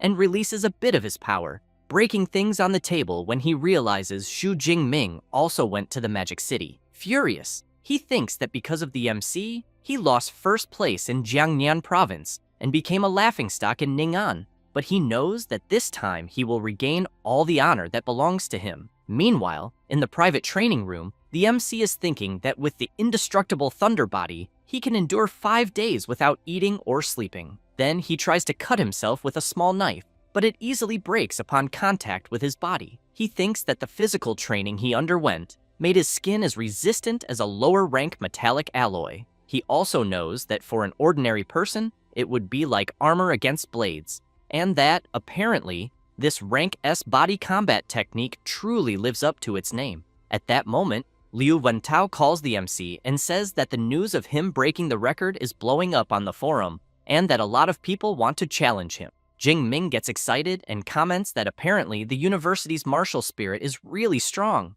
Liu Wentao starts to get nervous and asks the MC to leave things to him because he will deal with those arrogant people. Jing Ming tells him to forget it, because it's not worth the effort, and emphasizes that he needs to go to the combat technique library and that he should return to the dormitory. After arriving at the combat technique library, as soon as he tries to enter, a barrier stops him. Then he is impressed and thinks he heard that the library is protected by a vice director with spatial ability, and apparently, it seems true, because with that level of security, he believes not even a rank 9 martial saint could steal anything from there. Then, he swipes his student card, and as soon as he enters, some girls appear, welcome him, and ask if he will need anything. Jing Ming wants to know if they know him. One of them explains that students with S access can consult all the techniques in the library and that they received the notice as soon as his card was scanned. Then she thinks that rank S means unlimited potential, someone who has everything to become at least a grandmaster, and therefore, she believes she must get along very well with him. Jing Ming says he understands and says he wants to see combat techniques with electrical affinity, so he wants to know which floor they are on. She says that rank B techniques and below are on the 2nd and 3rd floors, and the more advanced ones are on the 4th floor, and that he can enter by swiping his card. Thus, she shows the direction to the MC, who soon thanks her. After arriving where he wants, Eva says that after he chooses the combat technique online, they will bring him the original manual, and that original manuals of rank B or above are valuable, so she asks the MC to handle them with great care. Jing Ming asks to show all electrical techniques from rank B and above. Eva immediately shows several abilities, and one of them is the Great Call of the Celestial Thunder of rank SS, which creates a storm domain up to 80 kilometers in diameter, but requires superior rank B electrical ability and being at least rank 5. The other ability is the Wrath of the God of Thunder of rank SS, which summons a divine lightning of punishment with colossal power and also requires superior rank B electrical ability and being at least rank 4. Jing Ming is very impressed with the high rank techniques and realizes that the library there is truly on another level, but he wants to know if he can really look at all that for free. However, he comments that he still has skill and rank limitations since he knows he can only learn rank A techniques at the moment. Then he reflects on attack, defense, movement, support, and body reinforcement, since there are many rank A technique options. However, he knows that it's a good thing he has a good teacher, Otherwise, it would be difficult to choose. Thus, he takes a paper and remembers that he had already been given some recommendations before, and that this will save him time. Then he walks around looking for the abilities that make the most sense. After observing for a while, he says he will go with 4. The Thunder Spear, which concentrates lightning in the shape of a spear that can be thrown. The Chain Thunder Spear, which hits several vital points with an electric spear, accumulating energy in the enemy that explodes at the end of the technique. The Thunder Step ability, which uses an electric burst to move a certain distance. And finally, the Thunder Prison ability, which creates an electric prison that prevents the enemy from moving. Then the MC thinks that the Thunder Spear is for ranged attacks, the Chain Spear for heavy offense, the Thunder Step for mobility, and the Prison for control. And that with these 4 techniques and the indestructible Thunder Body, he will be practically without weaknesses. Eva says that the 4 techniques the MC chose have an average learning time of up to 6 months to reach the initial stage, so she recommends that he combine them with lower-level techniques. He says it's not necessary, that it's already great this way. It doesn't take long for the teacher to arrive with the techniques the MC chose. As soon as she places the ability manuals on the table, Jingming thinks that on the market, rank C or B techniques are worth millions, and rank A ones are priceless. But at that moment, he has 4 at once, a true luxury. Thus, he prepares to start learning and reflects that the depth and impact of the techniques there are impressive, since they cannot be compared to copies, as only the original manual allows this type of learning. So, he wastes no time and starts reading. Time passes, and he realizes how difficult things are, but he gets excited with some discoveries he makes, until, after a few hours, he takes a deep breath and thinks that he has finally read everything and asks his system to allocate the points. Thus, he allocates 200 skill points to the Thunder Spear, learned up to the beginner level, 200 points to the Chain Spear, 200 points to the Thunder Step, and finally, another 200 points to the Thunder Prison. Then he opens his status window and sees all his current information and abilities. After that, he clenches his fist tightly and thinks about the combat techniques he obtained, wondering who will be the first unlucky one to taste them all. After some time, Jingming returns to the dormitory, and Liu Wentao comments that Eva just informed him that the freshman assembly will be the next day at 9 in the morning in Training Field 1, and that they created a large group for freshmen, so he thinks the MC should join as well. Then he wants to know which levels of combat techniques he chose. Jingming says they were just 4 rank A combat techniques. His roommate is shocked thinking about the 4 rank A abilities, since he knows it would normally take until the 2nd or 3rd year to master them all, and that this is typical of the MC, always straying from the common path. Liu Wentao comments that if the MC can access rank A techniques, he wants to know if that means he also has rank A authorization. Jingming replies that he doesn't and says that his is rank S, which leaves Liu Wentao even more astonished, wanting to know if the university they are in has anything above rank A and why he has rank S authorization, then asks if he is the student everyone was talking about online. Jingming comments that apparently the know-it-all just learned something new. Liu Wentao thinks that's amazing and admits he even imagined his friend's authorization matching his classification, but never thought rank S truly existed, since the top students from other provinces are only rank A. Then he smiles and thinks that luckily he bet on his friend from the start, since he can now say he's an old-time fan. After that, the MC goes to the training room on the 2nd floor and, while looking at the free training spear, thinks that he already has combat techniques and that now he needs proper equipment since he knows his old level F black obsidian spear was discarded and that's why he didn't even bring it. But even if he had, he knows it wouldn't withstand his current power. So, he calls for Eva and asks her to open the school shop and look for spear-type weapons. While she shows several varieties, the MC thinks there are spears of ranks F, E, and D with various options, and that it seems possible to adjust their length and weight. But he knows that the higher the level, the heavier and more expensive they become. So he decides to go with a rank E spear that weighs around 210 kilograms, along with a low-rank combat suit and boots. As soon as he completes the purchase, Eva says that he bought a long spear, a combat suit, and low-rank combat boots, with a total cost of 237 credits, leaving 383 credits remaining, and that the MC's purchases will be delivered the next morning. Jingming realizes that credits disappear too quickly since almost half of them are gone at once. Then he grips the spear firmly and thinks that until his new spear arrives, he'll have to make do with the one there, and that it will be his training partner for his 4 new rank A combat techniques that night. The next day, at the freshman assembly, people get excited when they see the MC and wonder if it was really him who broke the school record the day before. Then a guy named Lei Zhou shouts, calling the MC and saying he wants to challenge him. The people around are surprised to see who's shouting since they know he's the second place in the Jiangnan combat exam, scoring more than 9,300 points.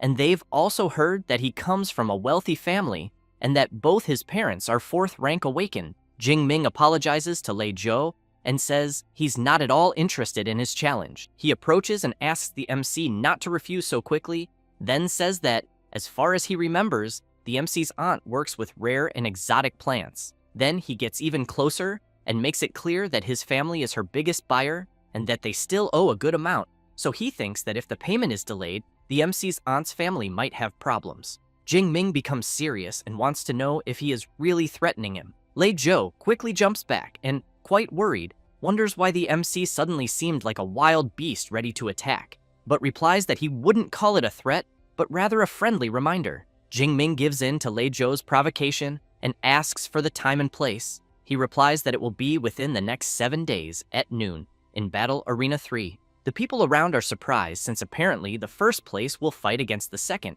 and they think it's going to be quite a show, so they plan to arrive early to get a good seat. At that moment, someone calls for the students and welcomes everyone to the Magic City University. Then he says that the assembly is not the official opening ceremony and that they gathered everyone to clear up doubts about the credit system, exclusive mentors, and other things.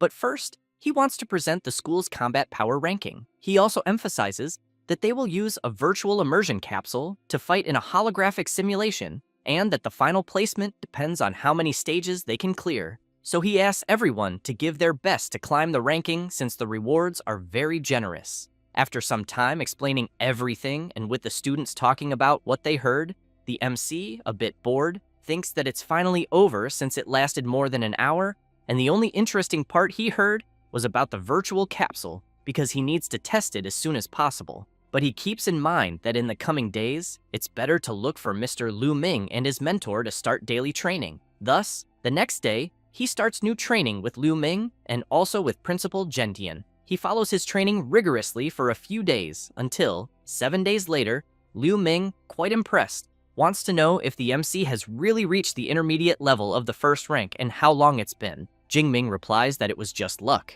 But he knows he waited a few days on purpose since it only took 386 skill points to advance from the initial to the intermediate level, and he thinks that if he hadn't waited, he probably would have scared his mentor. Liu Ming wants to know if the MC has a duel with another freshman at noon. Jingming replies that yes, and he's ready. Liu Ming smiles awkwardly and says he will hold 3 minutes of silence for his opponent and that he's going with the MC because he wants to see with his own eyes how strong his junior brother really is when he fights seriously. After a while, as the time approaches, Lei Zhou is already in Arena 3 waiting for the MC. Some people nearby, and a blue-haired guy, TOA comment that the big freshman tournament is in a month, and that the fight they are about to see is a good preview to measure the strength of the province's best. The chubby one says he checked and saw that Xu Jingming only got first place because his exam location was easier, so he bets that Lei Zhou will win. At that moment, the MC appears wearing his new purchased outfit alongside his senior brother.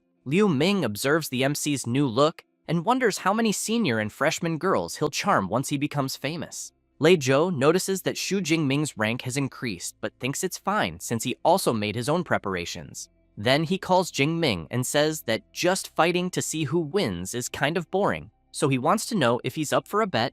It can be all the credits they both have. The MC agrees and says he currently has 370 credits. Lei Zhou comments that the MC has quite a bit, then makes it clear that he will pay the difference in Great Xia currency, and that, to ensure no one goes back on their word later, they'll transfer everything to Professor Zhou's account. Thus, he points to the arena referee, Zhou Yun, who has a healing-type superpower, is rank 6, and is at the intermediate level. After transferring his credits, Jingming thinks that fights between awakens are dangerous, and that apparently the school wants to avoid deaths on campus. People go wild upon learning that the duel is worth $3,700,000. It doesn't take long for the referee to announce that she received the credits and transfers, then asks both fighters to get ready. She emphasizes that when one side gives up or loses consciousness, the other cannot continue attacking, and anyone who violates the rules will be severely punished. Both acknowledge and prepare.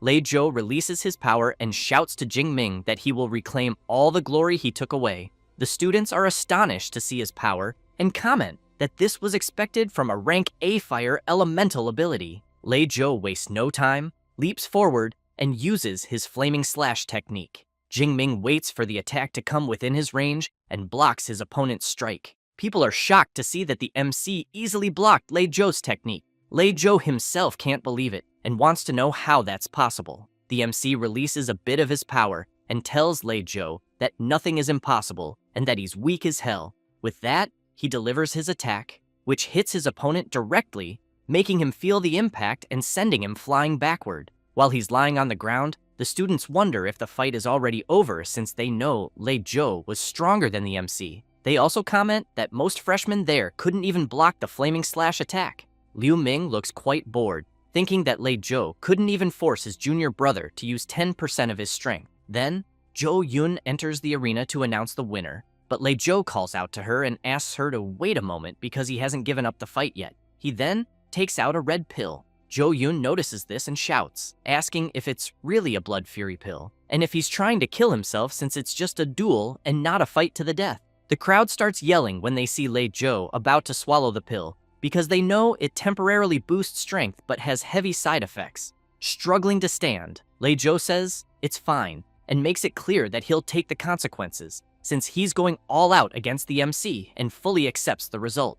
At that moment, Liu Wentao, among the crowd, shouts asking if the referee will allow Lei Zhou to use the pill since he knows that's like cheating on a test. She replies that the duel is unofficial, without strict rules, like an open book test, and that weapons, combat gear, and medicine, any material support are allowed, and if the MC had pills, he could use them too. Lei Zhou swallows the pill and quickly gains an unbelievable surge of power. Zhou Yun is astonished because she knows the pill he took is high grade and that it raised Lei Zhou straight to the second rank of the initial level. She thinks the MC is in serious trouble. However, upon seeing Jingming's expression and how he releases his power, she realizes his spirit has only grown stronger and thinks that with such resolve, he has the soul of a commander. Jingming readies his spear and thinks that now it finally feels like a fair fight. He leaps forward and prepares his attack. As soon as the MC strikes, Lei Zhou tries to block with his sword but is thrown backward by Jingming's strength. He doesn't like it one bit and thinks that even with second-rank power, he still can't match Jingming's strength, wondering what kind of monster he is.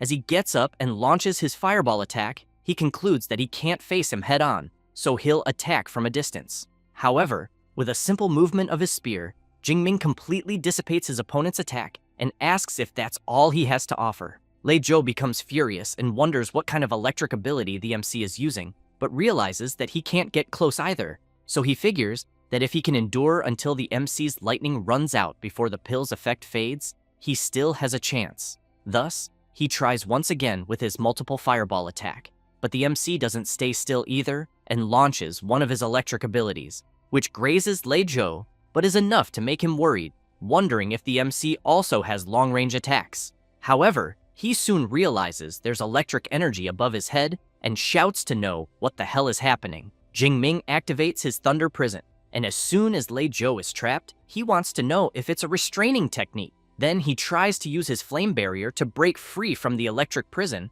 and, while intensifying his ability even more, makes it clear to the MC that he knows he can't get out, but the MC won't get in either. However, Jingming, with a completely sinister aura, wants to know how many thrusts his opponent's fire barrier can withstand. Thus, he jumps up and uses his Chain Thunder Spear technique, easily breaking Lei Zhou's fire barrier. Lei Zhou, seeing the MC's attacks coming his way, thinks that if he gets hit, he will definitely die. Terrified and with his eyes closed, he screams that he gives up, and as soon as he opens his eyes, he sees the tip of a spear right in front of his face.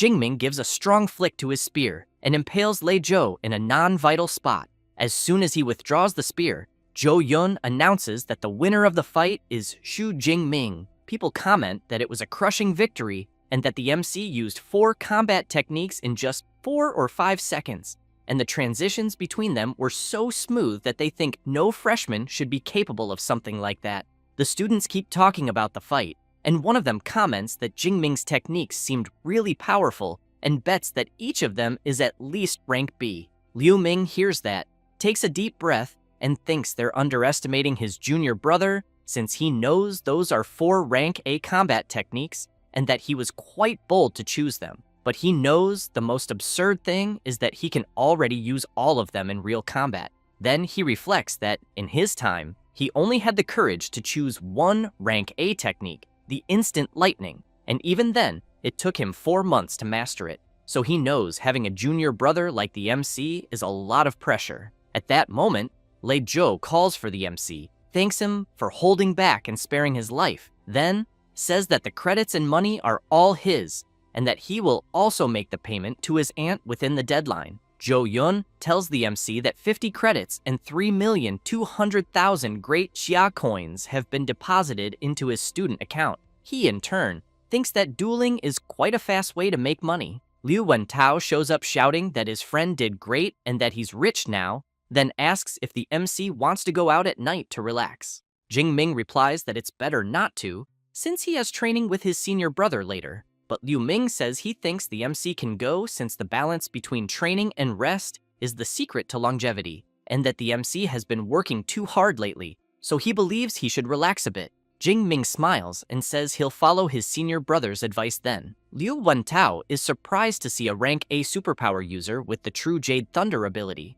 the famous Liu Ming, vice president of the Grey Society. Then he comments that seeing him in person, he has much more presence than in the photos. After leaving the arena, the MC's friend says it's set for the night since he'll handle the program. Jingming becomes intrigued by this talk of a program and immediately asks his friend to be clearer. Liu Wentao explains that it's a program the MC simply can't miss when entering the university, a social event between the male and female dorms. After that, night falls and the event serves a delicious banquet. The MC's friend says that he became super popular and that he posted an invitation for the gathering on the campus forum, then asks Jingming to guess how many people signed up. He replies that he doesn't know, so Liu Wentao says it was over 100 and that he almost went crazy trying to choose a partner among so many people. Jingming comments that his friend really gets excited about this kind of thing, but that he's quite curious to know who he chose.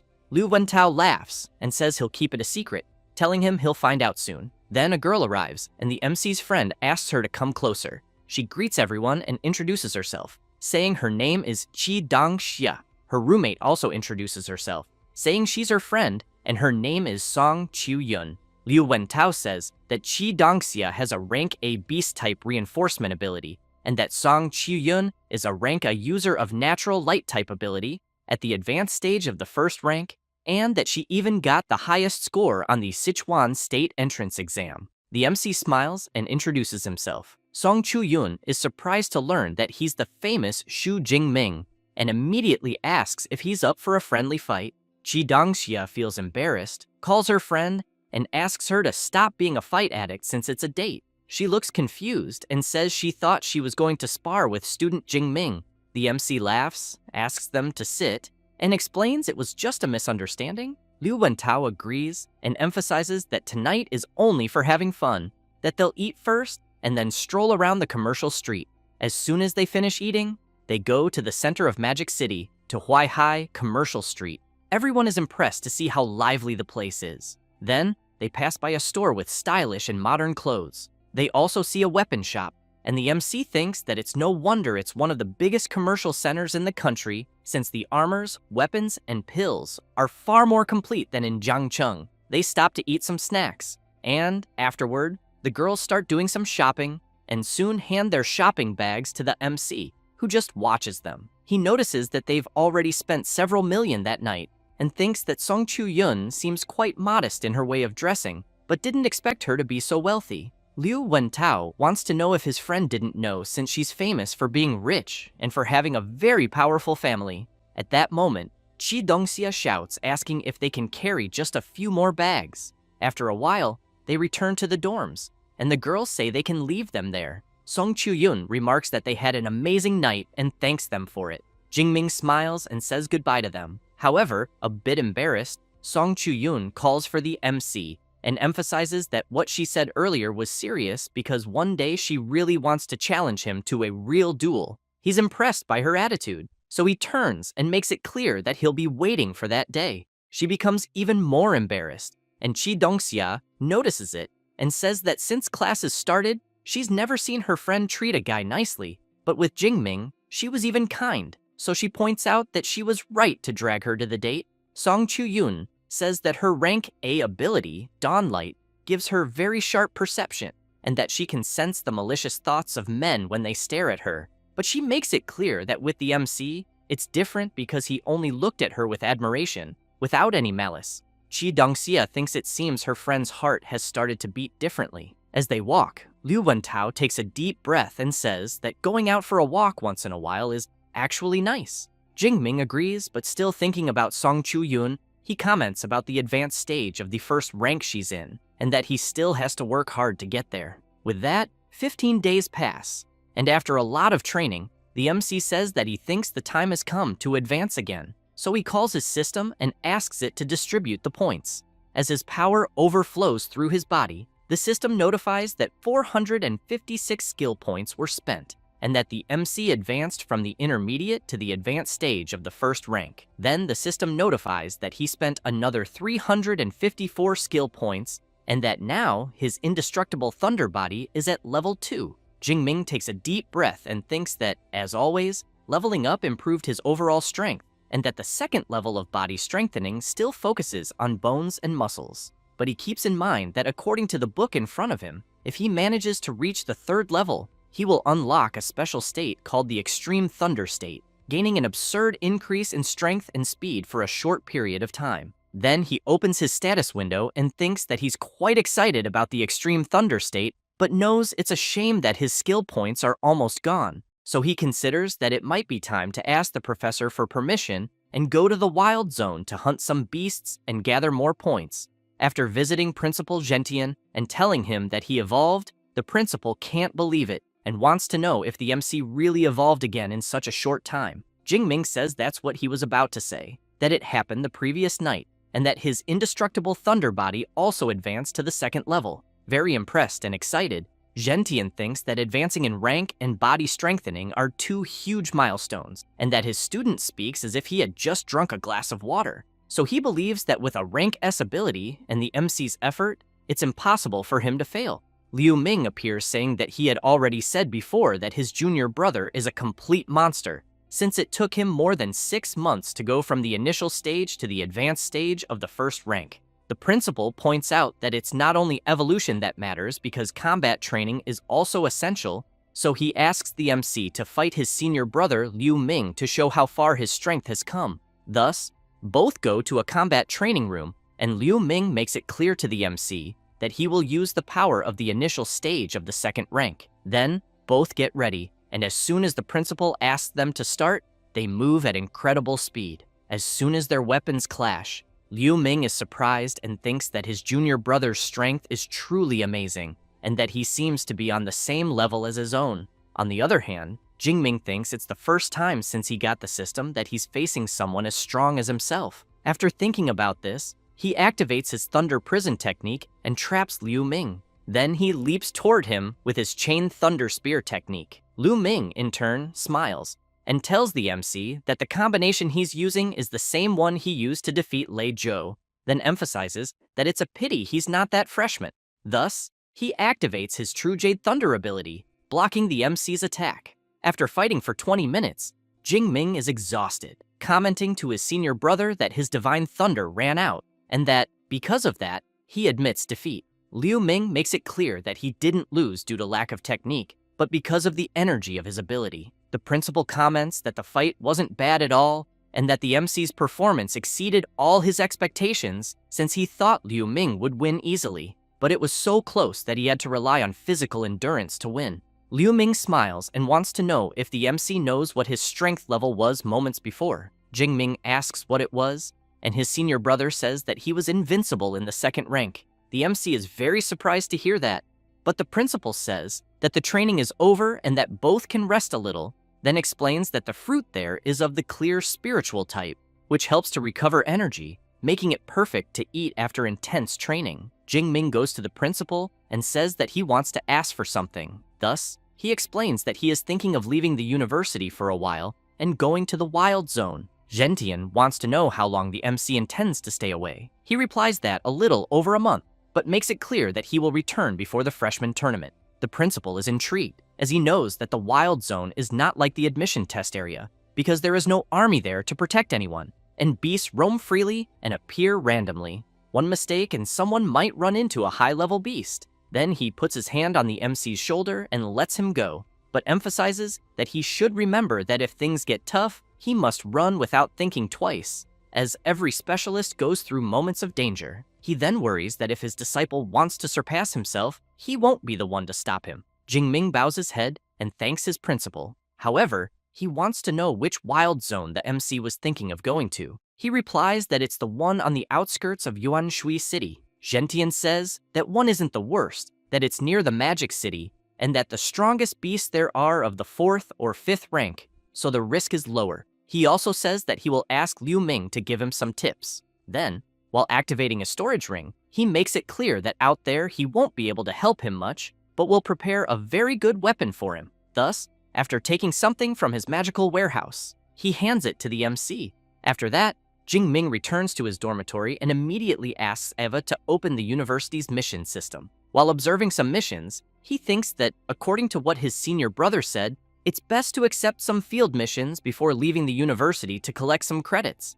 After checking the missions, he knows they involve collecting beast materials, rare herbs, hunting fugitives, and military campaigns. He concludes that the missions that give the most credits always involve combat, and that it's basically throwing students into the fire. He also concludes that now he understands better why they say that the best students of the Magic City University are not on campus but outside, and therefore he thinks he will take 1 rank A mission and 3 rank B1s.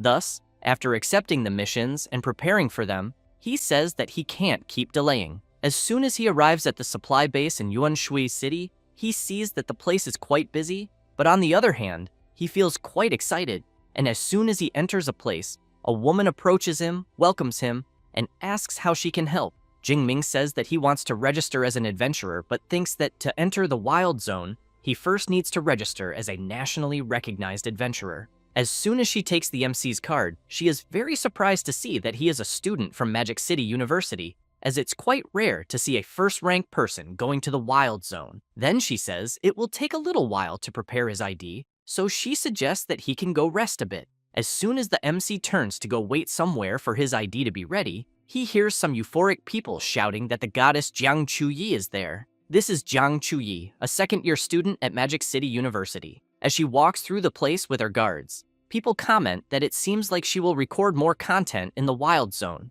Jingming wonders if she is from the same university as him, as he thought she was as beautiful as Song Chu-yun. At that moment, the woman arrives with the MC's ID and also gives him a smartwatch with satellite, then explains that it already comes with the wild zone map and shows the beast movements and the danger level of each area. While the MC is talking to her, someone from afar is lurking, watching, and as soon as the woman walks away, the guy approaches Jingming and wants to know if it's his first time in the wild zone, because if he doesn't have pills, he suggests that he shouldn't even think about entering. Then he asks if he wants to buy some. Jingming asks the price. The guy opens his coat and says that first-grade healing pills are 20,000 each, and first-grade antidotes are 15,000, but emphasizes that second-grade ones are better, though more expensive, costing around 30 to 40,000 each. Jingming wants to know if that's really the price because he didn't find it that expensive. The seller laughs and says that apparently the MC has good taste, then makes it clear that the pills he sells there are known for being good and cheap. However, Jingming knows that first-grade pills usually cost 30 to 40,000, so he realizes something is wrong, guessing it's a scam, and that the seller must trick rookies who seem clueless. The guy quickly asks how many the MC wants. Jingming laughs and asks if the seller has already fooled many beginners with that cheap talk. The man doesn't like it and asks if the boy noticed from the beginning and was just mocking him. Jingming asks what he thinks. The seller gets serious and makes it clear to the MC that it's the first time anyone has dared to mess with him there at the supply base. Until a girl shouts, calling Zhao Chunlin, and wants to know if he's trying to scam another rookie there. The seller gets embarrassed when he sees it's Wang Qian, but tells the MC that he got lucky this time. Then he warns that it's better if he doesn't leave the base for the next few days. People around notice the commotion, and a girl comments that things got bad for the MC because he messed with Zhao Chunlin. Another person says they heard that he's already in the intermediate stage of the second rank, and that the MC seems to still be in the advanced stage of the first rank, having no chance. Wang Qian tells Jingming that Zhao Chunlin doesn't forget easily, so she suggests he stay in the base for a while. Jingming thanks her for the warning, but wants to know if no one does anything about someone who deceives others like that. She says that Zhao Chunlin has ties with the black market, so she thinks no one is crazy enough to go against him. Then she emphasizes that if the MC wants to buy something, he should do so in official stores, and remember not to leave the base for a while. Jingming thinks she was kind to warn him, but keeps in mind that first he will buy everything he needs for the month he'll spend outside, such as healing pills, antidotes, fury pills, and many other things. Thus, he wastes no time and goes after everything he needs. And as soon as he finishes preparing his things, he leaves the base and immediately runs into Zhao Chunlin, who makes it clear to the MC that he had warned him not to leave the base, and that even so, he had the audacity to show up outside. Jingming smiles and asks what he wants. While cracking his knuckles, Zhao Chunlin replies that the MC embarrassed him, and that because of that, he's going to break his legs and leave him in a wheelchair for the rest of his life. At that moment, Wang Qian appears shouting, saying that she had warned the MC not to leave the base. Her friend tries to stop her, saying it's good for the boy to learn a lesson so he'll stop acting on impulse. While Zhao Chunlin activates his metallic skin superpower, covering his entire body, he makes it clear that if he can't teach a rookie a lesson, how will he manage to assert himself? Then he states that with his metallic skin and D-rank combat suit, he's sure the MC's strength won't even scratch his defense. Jingming begins to unleash his power and tells Zhao Chunlin to shut the fuck up. The seller can't believe the boy's courage, but the MC, not wanting to waste time, uses his Thunder Step ability and delivers a powerful strike, and unable to react, the enemy is brutally hit and thrown far away, crashing into a wall. People can't believe what they see, and Jingming just turns around and walks away. Everyone watches the MC in shock, wanting to know who he is and how Zhao Chunlin was defeated with a single blow. Wang Qian, very impressed, wants to know how he did that, because she couldn't see it either. Her friend says it was a spinning kick and that Zhao Chunlin's hip was completely destroyed, thinking that even if he survives, he'll end up in a wheelchair. Then, she points out that it's no wonder the MC is from the Magic City Superpower University, being someone strong and merciless. Wang Qian wants to know how her friend knows all that. The blonde says it's because of the outfit the MC is wearing, since she's only seen that type on students from there, and thinks it must be exclusive to their equipment department. Wang Qian comments that only that university could create monsters like him, but wants to know from her friend if she agrees to invite the MC to the team, because they're in need of someone for the front line anyway. The blonde gets annoyed and asks if they hadn't agreed to form a group only with women. The other girls on the team want to know if Wang Qian is interested in the MC. After that, Jingming swipes his card and is informed that the information has been confirmed and his entry into the wild area has been authorized. With that, the MC enters the Yuanshui Wild Zone. He soon hears several roars from beasts and thinks that the roar he heard is a territorial warning, guessing it must be at least a 4th-rank beast. But that's not what he wants today. As he walks through the forest, he thinks that the Yuanshui Wild Zone is divided into 2 areas, the Ruined City and the Mountainous Forest, and that the beasts in the Ruined City are weaker, so he concludes that he'll start earning skill points there. Then, looking at the map on his smartwatch, he observes that Ping'an County seems like a good choice, since it has more 2nd-rank beasts and rarely 1st-rank ones, almost none above that, and he notices that the area is quite large and should have around 500 or 600 beasts. Thus, he rushes full speed toward Ping'an. As soon as he arrives, a wild beast appears. It's a shadow cat. Jingming grabs his weapon and thinks that apparently, skill points are coming to him for free. Then, he begins to release his energy and reflects that all this time, because of the influence of the Thunder Tyrant Dragon, his fighting spirit has only grown. and the more he suppresses it, the stronger it becomes. Jingming becomes completely excited and overflows with energy throughout his body, shouting that, at this moment, he doesn't need to hold back anymore. The Shadow Cat, seeing such power before it, becomes completely terrified. After that, a month passes, and some adventurers ask the captain what's going on in Ping'an County, because they've been wandering all day and haven't seen a single beast. The captain wants to know how they even dare to ask that. Another guy says there should be at least 600 beasts there, and thinks that even if they were migrating, they wouldn't just vanish like that.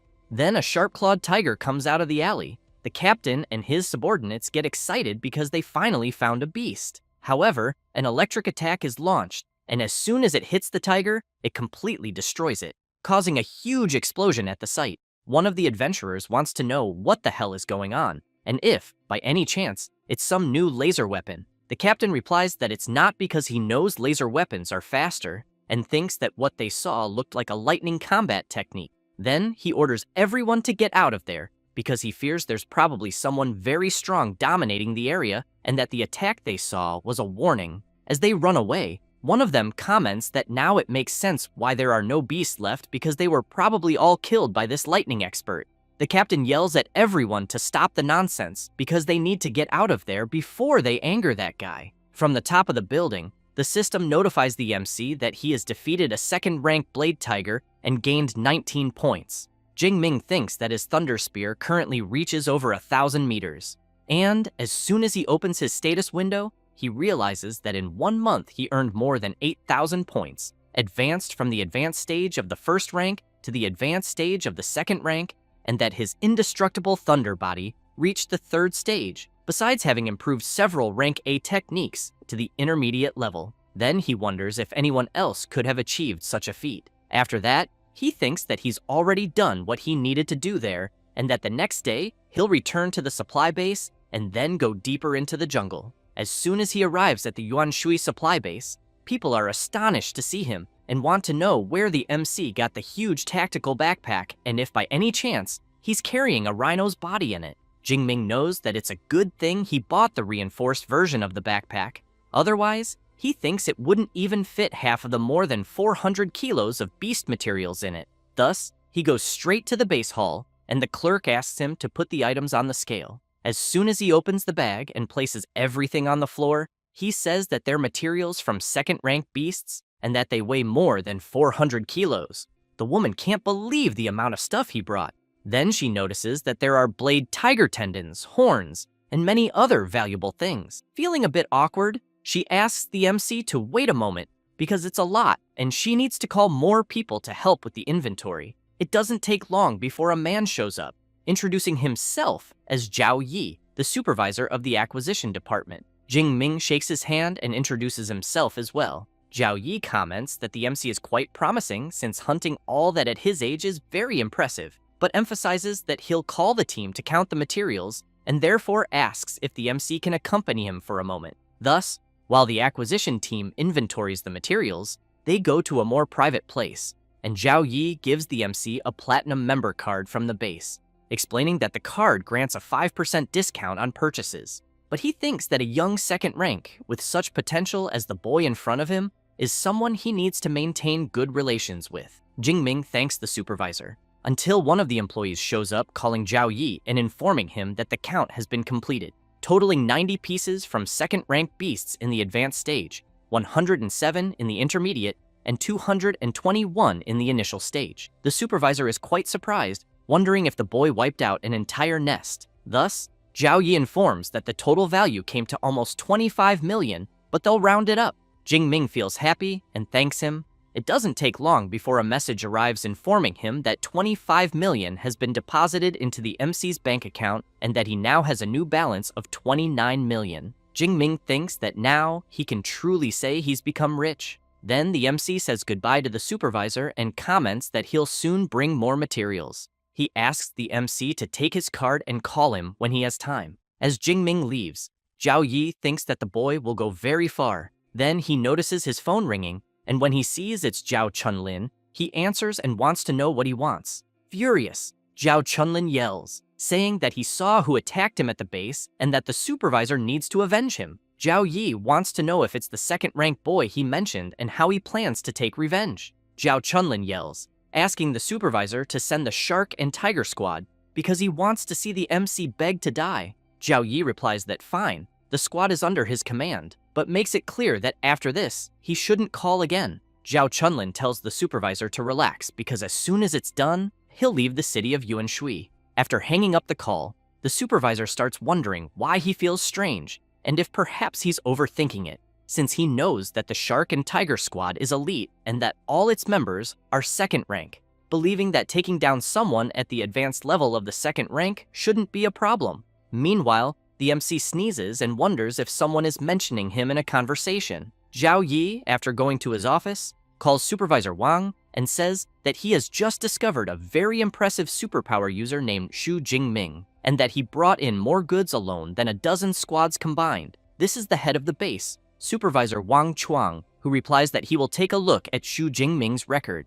As soon as he sees the results, he's very impressed and shouts to Supervisor Zhao that this Xu Jingming is extremely important and that if he shows up at the base again, he's to be informed immediately. Zhao Yi replies that he understands and thinks that he would never have imagined that the MC would make old Wang so excited. So it seems that the boy really is someone significant. Wang Chuang, seeing Xu Jingming's record, comments that he never imagined another disciple of Principal Yang Zhentian would appear at his base, and that apparently the MC's talent is even more astonishing than Liu Ming's, being a true monster. Meanwhile, Jingming is walking and thinking that the dimensional rings for sale there cost more than 10 million and only hold the equivalent of a suitcase, which is absurd. But he knows that considering how practical they are, he's almost buying one, though he keeps wondering how much one that could hold a spear would cost. At that moment, his phone starts ringing, and when he answers, he sees it's Liu Wentao asking when he'll return to campus. Jingming says he might come back in about 2 weeks but wants to know if something happened. However, while talking on the phone, a group led by Zhao Chunlin is lurking, watching the MC from a distance. The seller says that the boy ahead is the one they're looking for, so he tells the squad to break his legs and bring him. Liu Wentao tells the MC that during the time he was away, a new student joined the university and that the guy is very arrogant. However, the MC senses something strange, and his friend wants to know what happened. Jingming replies that it's nothing and asks Liu Wentao to continue telling the news. Meanwhile, the squad leader tells everyone to get ready because the target just entered the alley. Then he asks Heji to analyze the MC's power level. One of the squad members calls his captain and comments that he thinks sometimes he's too cautious since the MC is only at the advanced stage of the first rank, so he wants to know what kind of trouble he could cause. However, Heji is shocked when she analyzes the MC's power level and says that she thinks it can't be real. The captain immediately wants to know what happened. She replies that she'll show everyone so they can see it with their own eyes, since her ability works in a way that the stronger the superpower, the more intense the light the person emits. And as the MC walks toward them, everyone is stunned to see the size and intensity of the power surrounding the boy and comments that someone at his level could easily wipe them all out. Then the squad captain says that apparently Zhao Chunlin pushed them straight into a trap because the information was wrong. He then announces that the mission is canceled and that they'll deal with Zhao Chunlin later. As Jingming gets closer, everyone in the squad retreats, and the MC wants to know what happened and why they suddenly ran away. He then makes it clear that he's the only one at the base who has issues with Zhao Chunlin and knows that he definitely tried to take revenge in secret and that some people never change, and that the next time he sees that guy, he'll have to be tougher. As soon as the squad returns and finds Zhao Chunlin, the captain punches him square in the face, knocking him hard to the ground, and he, in turn, wants to know why the hell he's being beaten. The captain wants to know if he still has the nerve to ask because the information he provided was completely wrong, and they almost died because of him, since the target isn't at the advanced stage of the first rank, but at the advanced stage of the second rank. Zhao Chunlin is confused and wants to know how that's possible, since it's only been a month since the boy appeared. The captain turns and makes it clear that it doesn't matter anymore because he canceled the mission and they'll report directly to Supervisor Zhao Yi. As soon as they meet him, Zhao Yi wants to know if the captain and the squad solved the problem. He replies that they didn't and that they aborted the mission. Then he says that Zhao Chunlin gave them false information and that the target is actually at the advanced stage of the second rank. Moreover, according to Heji's observation, In practice, the target has the strength of someone at the 3rd rank or even higher, which is why they abandon the mission. Zhao Yi gets nervous and wants to know what the hell Zhao Chunlin was thinking because he knows that kind of person shouldn't be provoked. However, when realizing it's someone at the advanced stage of the 2nd rank, he turns pale and asks for the target's name. The captain says Zhao Chunlin didn't give a name, but the description fits. About 1.90 meters, strong, with a spear on his back. Zhao Yi becomes terrified because he knows the target in question is the MC. Thus, after telling everything to Wang Chuang, he goes crazy with rage, wanting to know if Zhao Yi has lost his mind for trying to kill Xu Jingming. Supervisor Zhao gets embarrassed and says that the MC is still only at the advanced stage of the 2nd rank, and therefore thinks there's no reason to overreact. Wang Chuang calls Zhao Yi an idiot and tells him to check Xu Jingming's file. He's shocked to discover that the MC ranked 1st in Jiangnan province and is a freshman at Magic City University, and that at 18 years old, he's already at the advanced stage of the 2nd rank. Then, he says he's never seen anything like that, because at that age, at best, the most promising should only be at the initial stage. Furthermore, the director of the Armament Academy, Yang Zhentian, is his exclusive mentor. Thus, he says, they're truly screwed. Wang Chuang emphasizes that someone at that level, even if he destroyed the entire base, the government wouldn't say a thing. Zhao Yi immediately apologizes repeatedly and makes it clear that he won't cause any more trouble there. Then he orders them to bring Zhao Chunlin. With his face completely beaten, he apologizes and promises he'll never go after the MC again.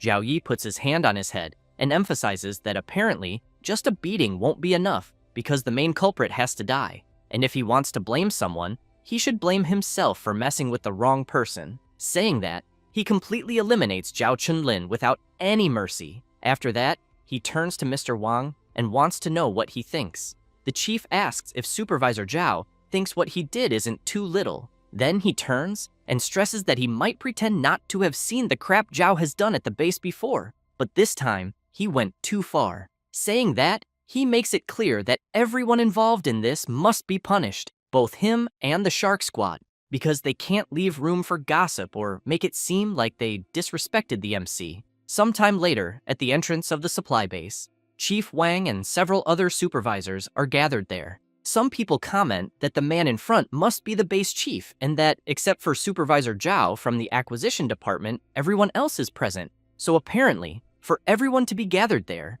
someone important must be arriving. Then the blonde looks to the side and asks Wang Qian if that isn't the boy from Magic City University. It's the MC, who is quite surprised to see so many people watching him. Mr. Wang immediately approaches him and says that he's glad he returned, then introduces himself and explains that he's the head of the base.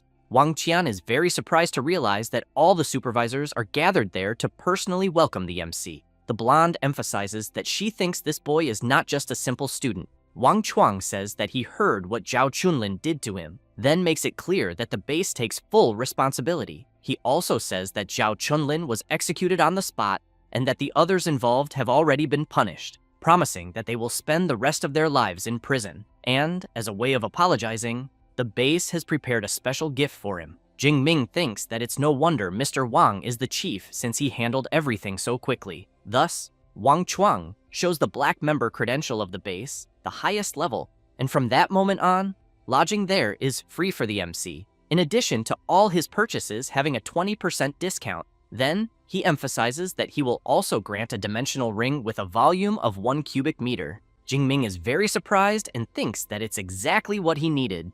As soon as Jingming takes the ring, the girl thinks that Mr. Wang Chuang was very generous. Meanwhile, the MC reflects that a dimensional ring of 1 cubic meter costs at least 50 million of the great Xia currency, so he comments that since the manager was so attentive, he will gladly accept it. Wang Chuang comments that this was to be expected from a student of Professor Gentian, but emphasizes that the MC's senior, Liu Ming, also trained there at the Yuan Shui supply base, so he wants to know if Jingming knew that. The MC answers that he did not know, and then they talk a bit more. After that, Jingming returns to his room and thinks that the luxury room unlocked with a black member card is on another level, as it is much more comfortable than his dorm at the university, and that after an entire month of training, he will finally be able to truly rest. Next, he remembers Mr. Chuang saying that if he has any problem again, he just needs to call him, since he has some influence there in Yuan Shui. He then thinks that this must be the power of connections,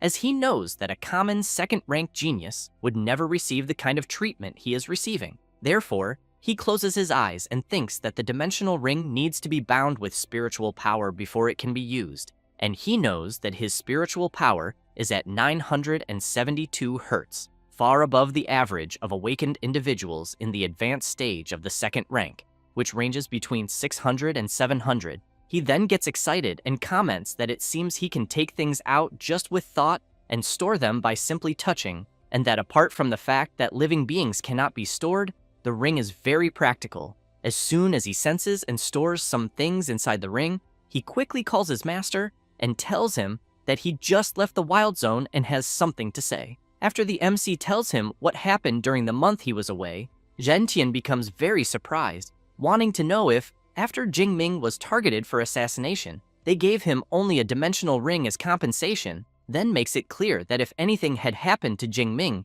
he would have destroyed the entire supply base. The MC feels a bit embarrassed to hear that, but Gentian wants to know if Jingming had said that the elite shark squad of second rank followed him into an alley and gave up in the end. He answers that maybe the squad realized that he was also in the advanced stage of the second rank, which did not match the information they had, so they went back to confirm. Gentian becomes very surprised and shouts, wanting to know if the MC is really already in the advanced stage of the second rank, because he knows that he trained in the wild zone for only about a month. Jingming answers yes, and says that he advanced a few days ago. Gentian bursts into laughter and emphasizes that he knew his student, his disciple, would amaze him, and that he thinks the MC's cultivation speed is even faster than his own back in the day. But he wants to know when the MC plans to return so they can celebrate in person. Jingming says that he will be back before classes start, as he is planning to go to the advanced level wild zone during the last term. He also says that he has already mastered the Thunder Step well,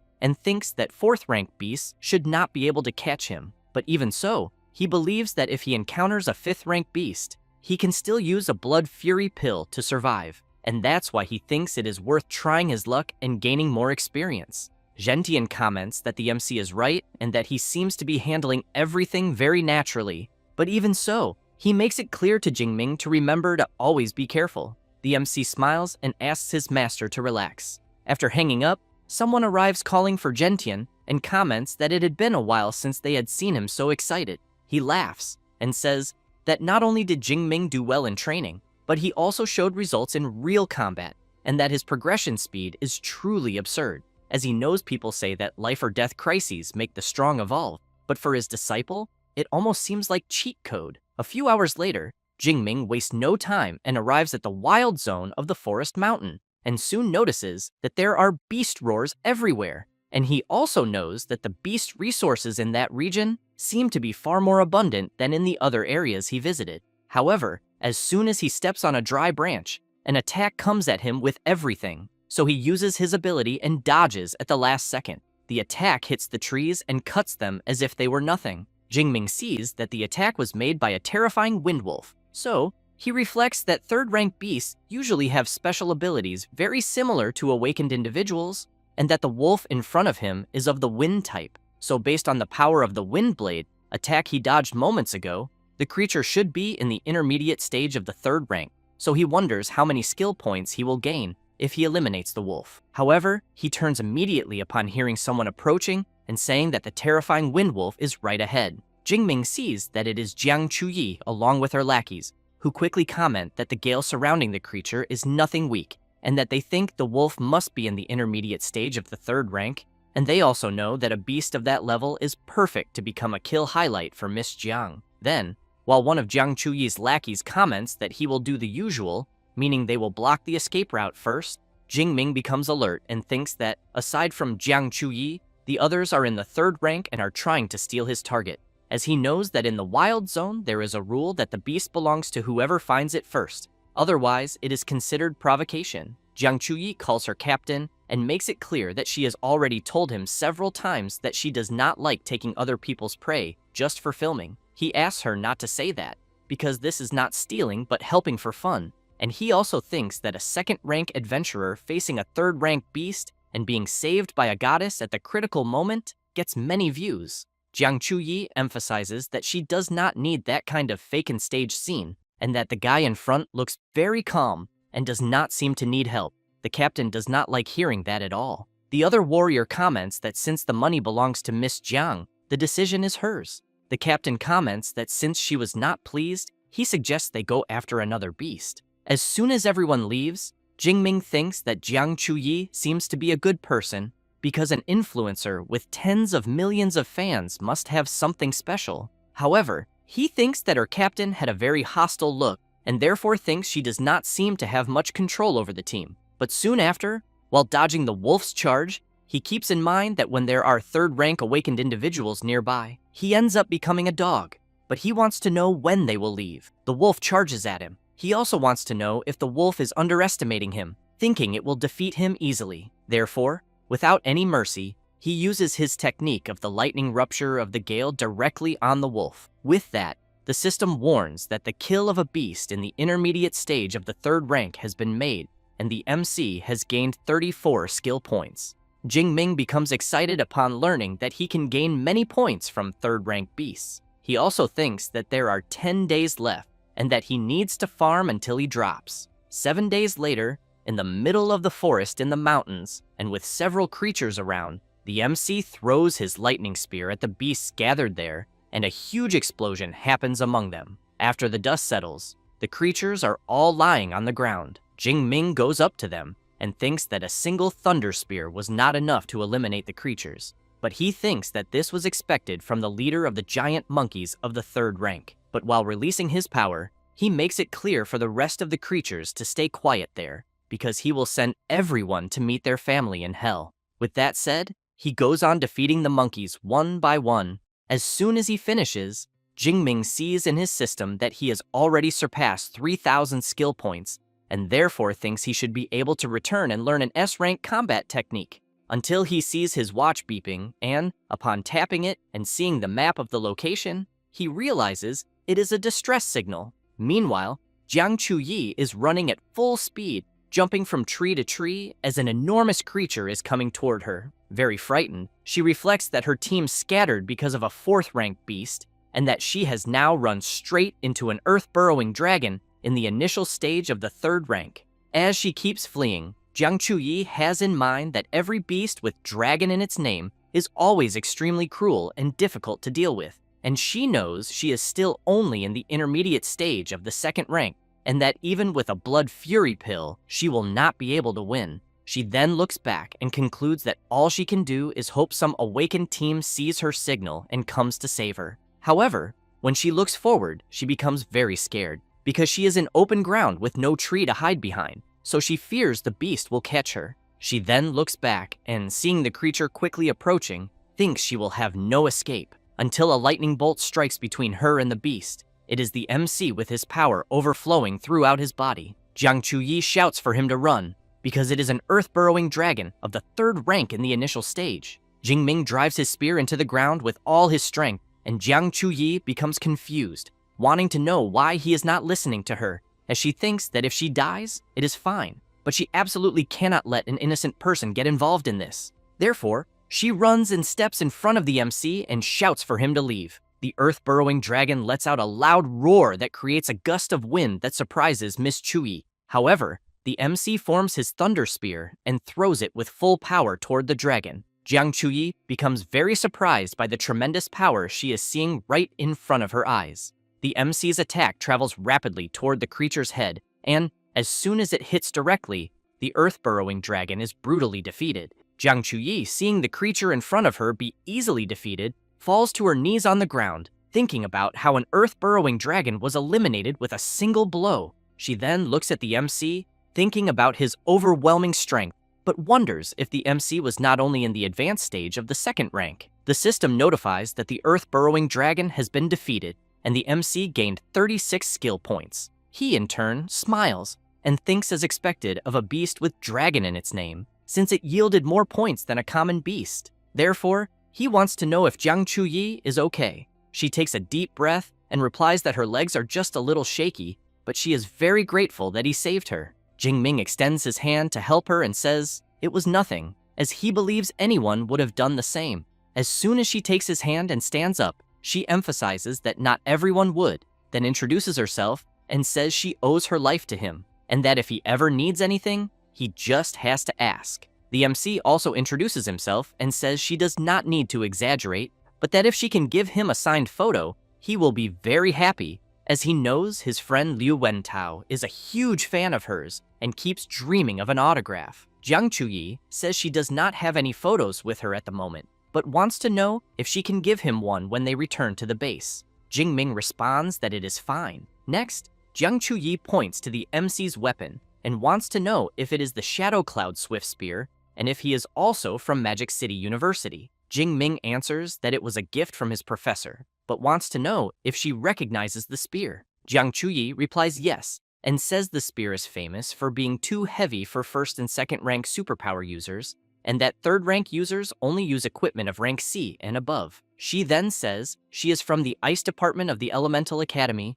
and is in the second year of Class 3. She says this and calls the MC a senior. Jingming thinks about it and reflects that it seems reasonable, since ordinary students of Magic City University only reach the advanced stage of the second rank around the third year, so he thinks it is better to let her believe that. Therefore, he calls Jiang Chuyi a freshman. She becomes excited and starts shouting that the MC is truly an amazing senior because the earth-burrowing dragon was only in the initial stage but seemed like an advanced stage beast, and that Jingming defeated it with just a single strike. However, when she sees the MC turning away, she wants to know if he is leaving. Jingming replies that yes, and she, a little embarrassed, asks if she can go with him because she got separated from the school group and thinks she cannot make it back alone. The MC takes a deep breath but answers that it is fine and that he will take her to the ruins of the city, and that from there, he thinks she can return by herself. Jiang Chuyi becomes excited and thanks him greatly.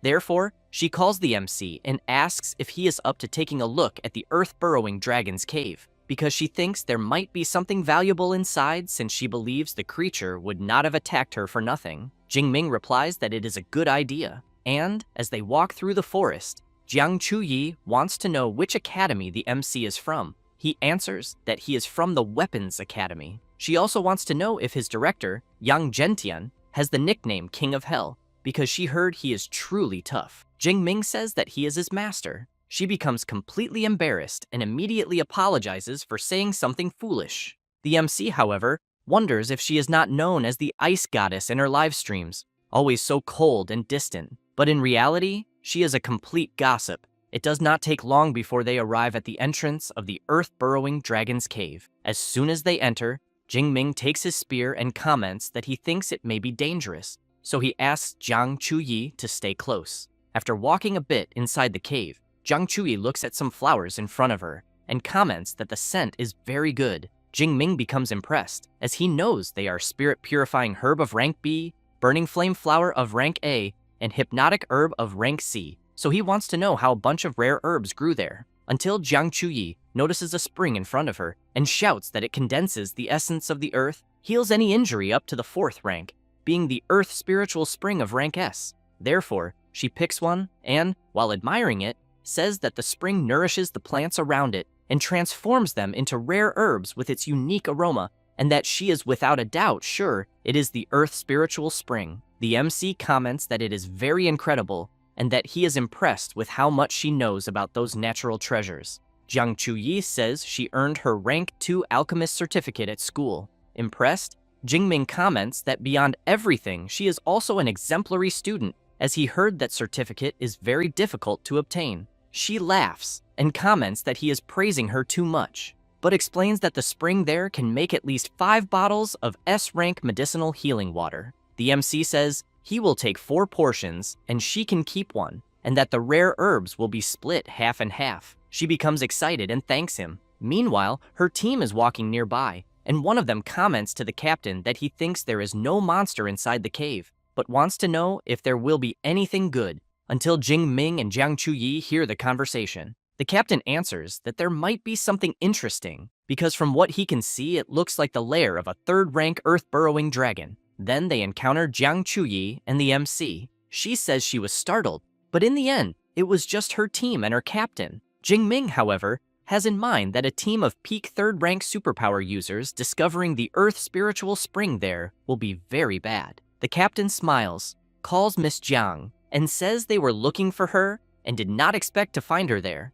But one of the team members, with an unfriendly expression, wants to know what she is doing accompanied by the guy from earlier. She says the MC is a senior from Magic City University and that she met him on the way by chance. However, she emphasizes that the herbs there are good and that since they found them first, they will split them. The captain wants to know if it is true but thanks her. However, his friend comments to his captain that something is strange because he thinks the well ahead in the middle looks very much like the Earth's spiritual spring. At the same moment, all of Miss Jiang's team changes their expression upon learning that it is an S-rank celestial treasure, and the MC notices this as well and thinks that just mentioning a high-level resource already made the atmosphere tense. At that moment, the captain of Miss Jiang's team, while releasing his power, shouts that apparently she was not very honest. Jiang Chuyi becomes scared and emphasizes that since they discovered it, she thinks they can keep the spring and the herbs,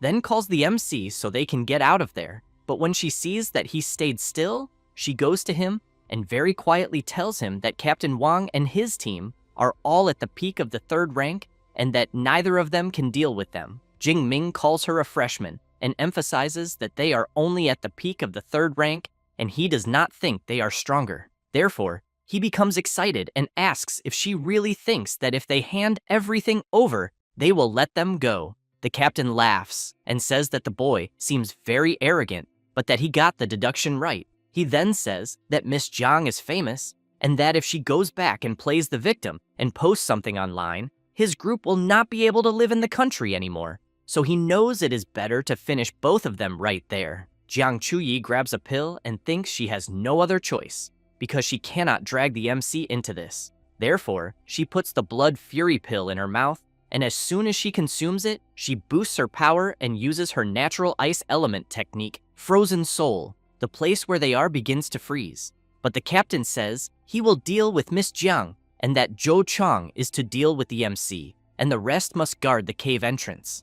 With that said, the captain uses his beast system strengthening ability and transforms into a saber-toothed tiger, then apologizes to Miss Jiang because she will not leave alive. The others ask the captain to go easy because they think it is a waste to eliminate such a beautiful woman. Jiang Chuyi thinks they are all monsters with human faces, and that she cannot simply accept being eliminated, until she becomes scared when she notices that the MC is not by her side. At that moment, the captain turns around in shock and sees one of his lackeys being brutally impaled by the MC. Then Jing Ming comments that it seems like the power of someone in the third rank is not all that impressive. One of the captain's team members says the boy was too fast, and he could not even see him move. The captain says that Zhou Chang was in the intermediate stage of the third rank and was not someone easy to take down like that, and that apparently the one who was truly dangerous all this time was the MC. With that said, he grabs his enormous axe and unleashes his tiger roaring strike.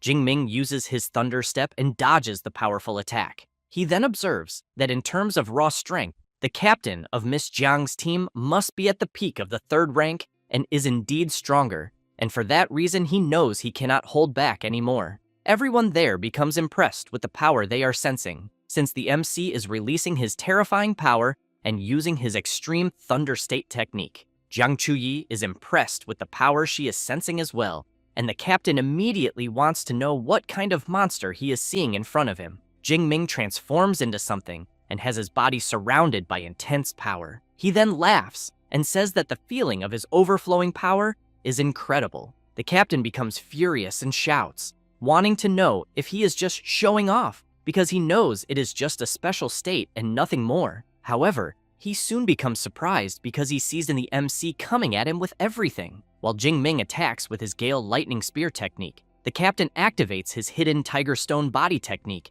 and shouts at the MC that his attack will be useless, because he knows no strike below the fourth rank can pierce his stone armor. However, as soon as the spear touches the captain's body, his stone armor is easily shattered, and he is thrown violently backward. Jing Ming laughs and says that his body is 3 or 4 times stronger than before, and thinks that not even if the captain were made of pure iron would he withstand it, until, while the MC is distracted, a powerful fire attack approaches his back. but Jingming fires his lightning at the flames behind him, completely dissipating the attack, then emphasizes that his control over his ability is also at its peak. The man who launched the attack is left speechless, wanting to know how his flaming demon claw was easily contained, because he knows it is a rank B technique and that he had already mastered it well. Jingming looks at the captain crawling on the ground, badly injured, and comments that this was expected from someone at the peak of the 3rd rank because he still needs to deliver the finishing blow.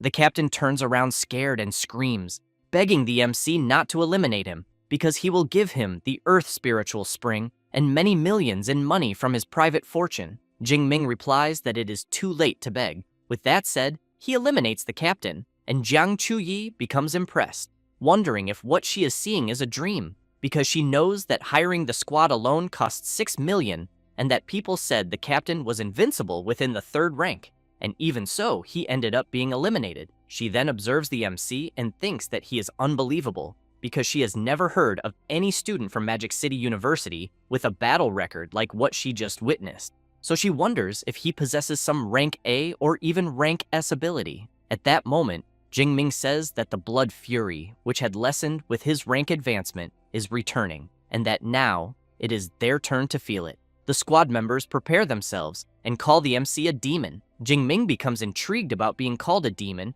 and comments that compared to a bunch of worms like them, who kill and rob, he wants to know if they do not think he is far too human. Therefore, the squad members take the blood fury pill and say it will be all or nothing. However, after some time, Jingming and Jiang Chuyi manage to defeat all the squad members, until Jingming gasps for air, loses balance, and thinks that the extreme thunder state works, but consumes far too much energy. He knows he used it for a little over 10 minutes, and is more exhausted than after fighting beasts for 2 or 3 hours. Jiang Chuyi holds the MC's arm so he does not fall, and, very worried, wants to know if he is okay. Jingming replies that yes, but he is just a little tired, then suggests it is best to quickly take the Earth Spiritual Spring and the rare flowers and herbs and get out to rest. Jiang Chuyi comments that fortunately the blood did not contaminate the spring. Therefore, they begin collecting some bottles of the spring water. Jingming says that he has half a bottle more than he expected,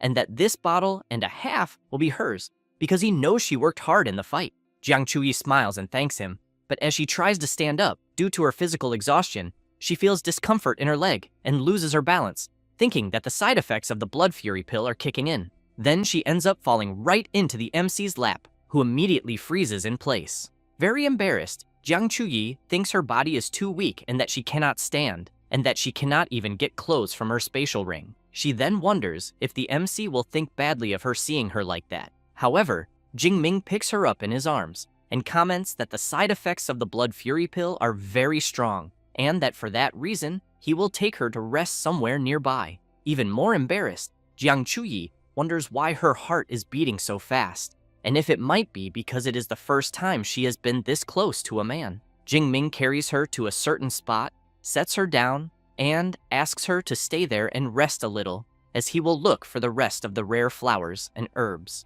He then hands her a shirt, and as soon as he leaves, Jiang Chuyi starts thinking that Jingming is indeed a very considerate person in the end. Therefore, the MC goes to the fallen bodies of the squad members and takes their rings. He then thinks about money, rare flowers, beast materials, and rank C techniques, and concludes that the elite 3rd rank squad had nothing of real value, but he hopes to trade the 2 1 cubic meter rings for a 2 cubic meter one, because he knows carrying that giant spear all the time is a pain in the neck. Jiang Chuyi calls the MC and says that the Earth Spiritual Spring can ease his weakened state caused by the blood fury pill, so she wants to know if he can give her a little, because she thinks it will help. Therefore, Jingming pours a bit of the spring's liquid into her mouth, and Jiang Chuyi exhales in relief and, very excited, comments that she is already feeling much better, but that she thinks to fully recover it will still take about 3 or 4 hours. Jingming emphasizes that he had never heard that it was possible to neutralize the effects of the blood fury pill like this, so he thinks this S-rank Earth Spiritual Spring is impressive in the end. However, he points out that in 3 or 4 hours it will already be night, and he thinks it is better for them to spend the night there, since it is a relatively safe place. Jiang Chuyi becomes surprised and embarrassed, thinking that it will be just the two of them alone, a girl and a boy spending the night in a dark cave. Jingming wants to know what she thinks. A little shy to say it, Jiang Chuyi answers that it is fine and that she will do as the senior says. Therefore, the next day, as soon as dawn breaks, Jiang Chuyi gets up, stretches, and comments that the air in the mountain forest is so good that if it were not for the beasts around, she would love to live there for a month. But when she turns and sees the MC, she wonders what she was thinking the previous night, because she thinks there is no way the senior is the type of person she was imagining. But she questions why she feels disappointed, until she becomes startled when she hears the MC calling her and saying he will accompany her to the edge of the forest. Then both run out, but the MC quickly asks her to wait a moment. A 5th-rank flaming tiger appears right in front of them, but only passes by. Jingming wants to know if the tiger noticed them there. Jiang Chuyi wants to know why the creature seems to be running from something, until she becomes frightened when she hears a strange noise and turns to look. A swarm of rats is running at full speed. Jiang Chuyi says they are iron-devouring rats, and that they are only 1st rank. But when they form a swarm, she knows that even a 6th-rank specialist can be eliminated if surrounded. Jingming grabs his spear and comments that now he understands why the 5th-rank tiger was running. With that said, he takes her hand and shouts that he thinks they should run too. Then, he runs at full speed while the rats chase after them. Jiang Chuyi explains that iron-devouring rats have absurd stamina and can run for 5 or 6 hours straight, so she wants to know if they will be able to escape. Jingming replies that they will only be safe when they reach the supply base, but that it is at least 90 kilometers from where they are, so he suggests that they need to find a way to go faster. Then the MC says that the spear is too heavy and he will have to drop it. Jiang Chuyi says that her spatial ring has space and she can store his spear. Therefore, Jingming hands over the spear and Jiang Chuyi stores it in her ring. With that, the MC grabs her arm and comments that now he is lighter, but that running hand in hand like that is slow, and so he thinks it will be better to carry her. He then puts Jiang Chuyi on his back and starts running. After running a long distance, they reach the city ruins, but realize they are also filled with iron-devouring rats. Jingming comments that there will be no other choice, so he activates his extreme thunder state again, and then he asks Jiang Chuyi to hold on tight because he will accelerate. Then, he charges through the rats with everything he has, and, due to his power, eliminates several creatures at the same time as he runs. Meanwhile, elsewhere, the head of the supply base is with another man and several soldiers and tanks. This man calls the supervisor and reports that, according to the data, the rat wave is enormous, and that there are already more than 300,000 iron-devouring rats. Wang Chuang comments that this will cause a huge ecological imbalance in the Yuan Shui wild zone, and he fears that from the looks of it, they will need to enter a critical period for the next few months. While observing the map of the area, the supervisor's assistant comments that he feels sorry for the superpower users who went deeper into the forest, because he thinks most of them must have already been devoured.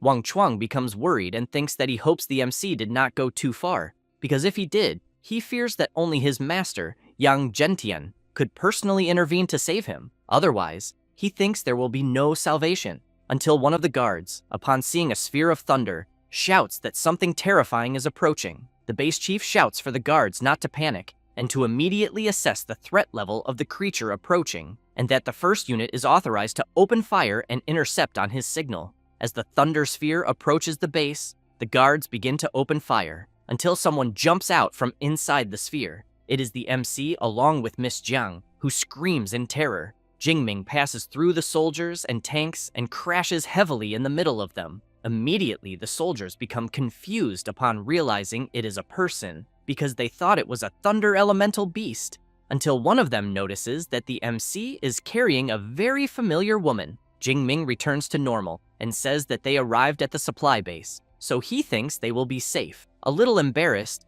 Jiang Chuyi agrees with him and emphasizes that it was quite a journey and she managed to survive thanks to him. Wang Chuang runs over shouting, wanting to know if the person there is Xu Jingming and how he survived the rat wave. The MC says he ran for more than 45 minutes from the mountain to there, and that because of that, he is very tired and needs a room to rest. The base chief is impressed as he thinks about the distance Jingming mentioned, because he knows that is more than 90 kilometers, and that not even a 4th rank user could run all that. yet Xu Jingming managed it. He then says he will arrange a room immediately and someone to assist him, but Jiang Chuyi says it is not necessary because she will take care of him. As the two leave, the soldiers become very surprised to learn that the girl with Jingming is the goddess Jiang Chuyi, so they wonder what kind of relationship they have. After that, Jingming wakes up, and Jiang Chuyi says he finally woke up, then tells him he slept 2 full days and 2 nights, and that she almost gave him water from the earth's spiritual spring. Jingming gets up and asks if he really slept that long, but quickly changes the subject and asks about the current situation in the wild zone. Jiang Chuyi says the rat wave still has not retreated, and that because of that, the forest remains blocked, but she emphasizes that even when the wave retreats, she thinks it will take some time before beasts appear there again. Jingming says there are only a few days left until classes begin, and that he thinks it is time to return. Jiang Chuyi says she was also thinking about returning, until she remembers something and gives him a very sensual and autographed picture of herself, as the MC had requested. Jingming becomes completely embarrassed and says he wanted the autographed photo to give to a friend, but wants to know if the picture she gave is not a bit inappropriate and if by chance she has a more normal one. Jiang Chuyi becomes embarrassed and thinks she will die of shame because she thought Jingming was interested in her. But right after she gives him another photo and asks him to return the one she gave earlier, the MC says he wanted to keep the one she gave, but wants to know if she is okay with that. Jiang Chuyi smiles and says he can keep the photo. Then Jingming grabs his phone and, trying to change the subject, says he has many messages piled up from the 2 days he was asleep and that he needs to take care of some things, and that he also still needs to book the train tickets to return to the university. Jiang Chuyi says he will not need the train because she arrived there driving, and that when it is time to return, he can go with her if he wants. With that said, a few hours pass and they leave. Jingming says that internet celebrities are on another level because they even have limited edition sports cars that cost tens of millions, and that it is the first time he has experienced this kind of autonomous driving. Jiang Chuyi laughs and explains that even though it is only a level 5 AI, making a car drive by itself is very simple. It does not take long before they arrive at Magic City University. Both get out of the car, and while the MC walks with Jiang Chuyi,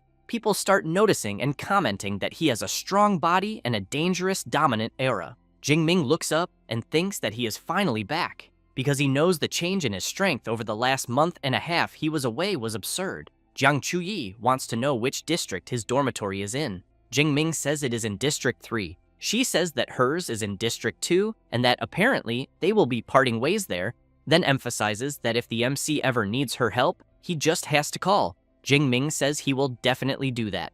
With that said, Jiang Chuyi walks up to him and gives him a kiss on the cheek, leaving him embarrassed. She then turns and asks him to consider what she did as a small form of gratitude for saving her life. Therefore, Jiang Chuyi says goodbye to the MC and says she eagerly looks forward to seeing him again. Jingming, still in shock, wonders if he actually just got kissed. After returning to her dorm, Jiang Chuyi thinks that someone as strong as the MC should not be a complete nobody, and that because of that she will search for information about him, until she sees something about a freshman breaking records, the strongest in the first rank, then wonders why everything is about freshmen, until she finds the detailed records of the MC and discovers that he is a freshman in the advanced stage of the second rank after all, then thinks that she had been calling him senior the whole time, and that the next time they meet, she will show him who is in charge. Meanwhile, Jingming is in his room thinking about the burning flame flower, dark wolf hide, and all the mission items gathered there,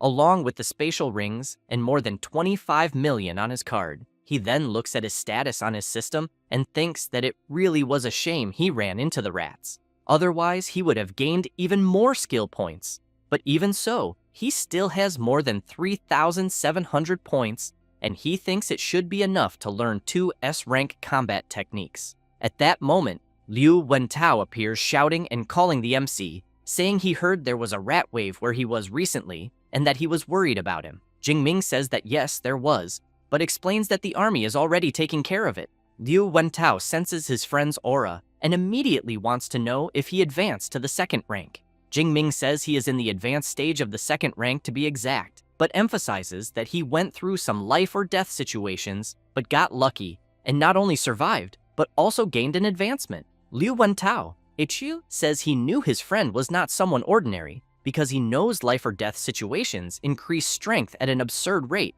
and that it even makes him want to try it. Jingming asks his friend not to think like that because his case was special, then stresses that the wild zone is extremely dangerous and that if he ever goes there, he should only think about doing it after reaching the second rank. Liu Wentao says he was only speaking figuratively because for now, he is not even thinking about going there. Then he says that Song Chu-yin looked for him several times during the period his friend was gone, so he thinks that when the MC can, he should get in touch with her. Jingming says he will talk to her after finishing some things, and that he brought a present from the wild zone for him. As soon as he takes out the autographed photo of Jiang Chuyi, Liu Wentao instantly falls in love with her. Later, the MC goes to the university library and thinks about his 871 academic credits from 4 missions, and that doing missions is a very fast way to earn credits. He then calls Eva and asks her to filter all S-rank combat techniques of the Thunder type. She quickly presents the Thunder Tribulation Seal, which condenses the Thunder Elemental ability into a seal to attack, causing massive electrical damage,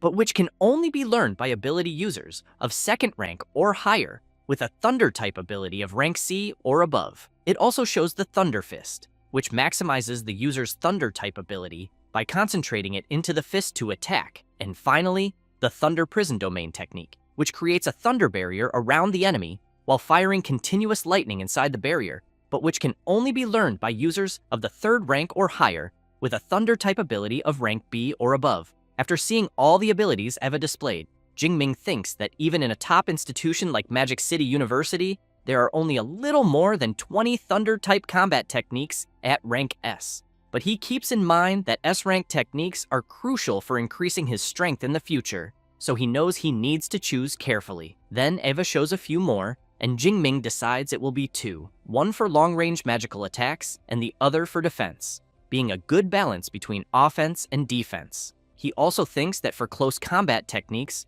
others might only be able to focus on one path, but since he has a cheat system, he does not need to worry about that, because he will get everything, until, when reading the technique manual, he becomes surprised and thinks that the Heavenly Thunder art he is seeing is a prerequisite for the only SS rank technique in the Thunder department of Magic University, which is called the Heavenly Guide of the Thousand Thunder Prisons. Then he concludes that it is truly profound, being far more than the indestructible Thunder Body, which is also an S-rank technique. He also realizes that the technique he is reading is so complex that it seems even more painful than spending nights studying foreign literature in his PhD in his previous life. Therefore, 6 hours pass, and the MC is quite discouraged, thinking that he finally managed to understand the basics, and that now he will leave the rest to his system. He then clenches his fist tightly and calls the system. Next, he raises his fist and shouts for it to apply the skill points. His body immediately is surrounded by electrical energy,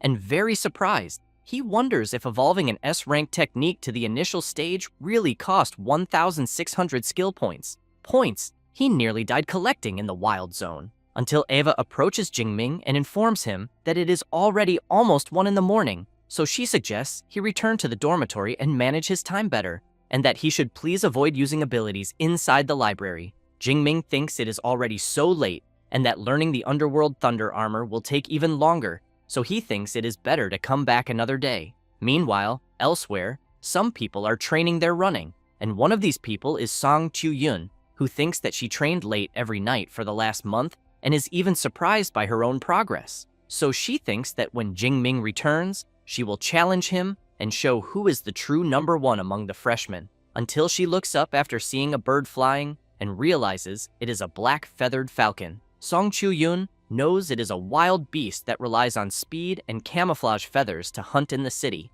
Judging by its speed, she thinks it must be 3rd rank. However, she becomes puzzled when hearing thunder sounds despite there being no clouds in the sky. And then she sees a powerful ball of electrical energy hit the falcon directly, which is instantly destroyed. Song Chu-yun becomes impressed, wondering if it was a high-level superpower user taking action, and that, by the looks of it, whoever did it is right there on campus, so she wonders if it could be some senior or a professor. However, she has no idea that this was done by a freshman who, to be precise, is Xu Jingming and far away from the campus. Next, The system notifies that the MC defeated a third-rank black-feathered falcon and gained another 34 skill points. Jingming becomes excited, thinking that the Heavenly Thunder art is even stronger than he imagined, because it simply pulverized the beast, and that the best part of all was the range, which reached almost 1,000 meters. Meanwhile, someone is watching the MC, thinking that the guy he is seeing can only be the famous freshman. The next day, Liu Wentao sees his friend and asks if he is going out that early. Jingming says that the Great Freshman Tournament begins in a few days, and that because of that, he is going to the combat technique library again. Liu Wentao thinks that his friend just came back from the wild zone and is already training again, so he thinks he is not human, but in contrast, he thinks that after eating breakfast, he will also train. As soon as he steps out of the dormitory, the MC hears someone calling him. It is Song Chu-yun, accompanied by her friend Chi Dongxia. Jingming sees the outfit Song Chu-yun is wearing and says that apparently she is also training. Song Chu-yun walks up to the MC and wants to know if he remembers that he promised to fight her before. Jingming wants to know if she is sure she wants to have this fight. She answers yes and emphasizes that she was the top scorer of the Chuan province and that he should not underestimate her. He smiles and says he understands and that they will arrange a time to fight later. But Song Chu-yun grabs his arm and says they can do it right now because they can go straight to the training room on the second floor of his dormitory. While being pulled along, Jingming thinks that she is very direct and decisive, typical of someone from the Chuan province, but wonders if fighting him is really that exciting for her. Meanwhile, Song Chu-yun is excited, thinking that she can't wait to see the MC's face when he finds out she has advanced to the second rank. As soon as they arrive at the training room, both prepare, and Song Chu-yun emphasizes that she hopes the MC does not lose badly. Jingming says he thinks she will not win without using a weapon. She says she does have a weapon. Then she summons it from her spatial ring, spins it in the air, and slams it down on the ground. Jingming becomes impressed upon seeing that she has a halberd, because he knows it is very unusual for a girl to use such a weapon. Song Chu-yun positions herself and asks to begin quickly, because she will completely defeat him. Chi Dongxia becomes excited and thinks that Song Chu-yun will definitely win. Jingming, while releasing his power, notices that his opponent advanced to the initial stage of the second rank, and that now it makes sense why she is so confident. But he keeps in mind that he also has not been idle all this time. Chi Dongxia becomes impressed upon seeing that the MC is in the advanced stage of the second rank, and immediately wants to know how that is possible. Liu Wentao laughs and says he had already said that Song Chu-yun would have no chance against his friend. Meanwhile, Song Chu-yun becomes worried upon discovering her opponent's advancement because she wanted to impress him with her level. But in the end, she was the one who ended up surpassed because she knows they are each the best from their respective provinces, so she wonders how he advanced so quickly. Jingming wants to know if Song Chu-yun still wants to continue. She replies yes, but asks him to go a little easy. The MC thinks that this was to be expected from the best of Chuan province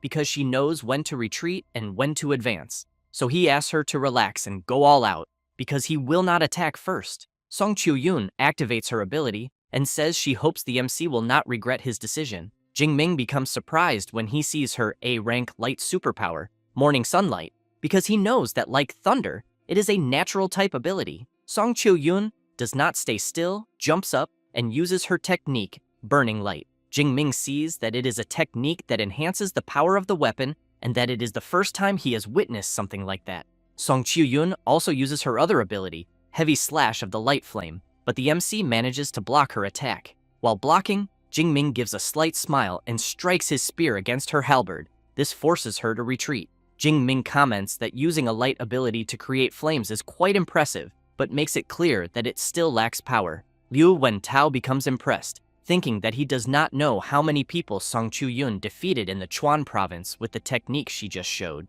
but that his friend blocked it very easily. Song Chu-yun grips her weapon tightly and says she will try again. She then uses her Radiant Gale Slash. While blocking all her attacks, Jingming says that the halberd is too slow and the strike is also weak, and that she needs more practice. Song Chu-yun becomes very tired and nervous at the same time. Then she shouts that it is enough because she is exhausted and that the Radiant Gale Slash is an A-rank technique that, combined with Morning Sunlight, can attack hundreds of times in a few seconds, and the MC broke through all of that without even using a combat technique. She then wants to know his level of mastery with the spear. Jingming says that his current spear mastery is at the master level. Song Chu-yun becomes very surprised upon hearing that and immediately wants to know how old the MC is, because she has trained with a halberd since she was 8 years old, and after 10 years only reached the advanced level. However, she turns away and says she gives up trying to beat him,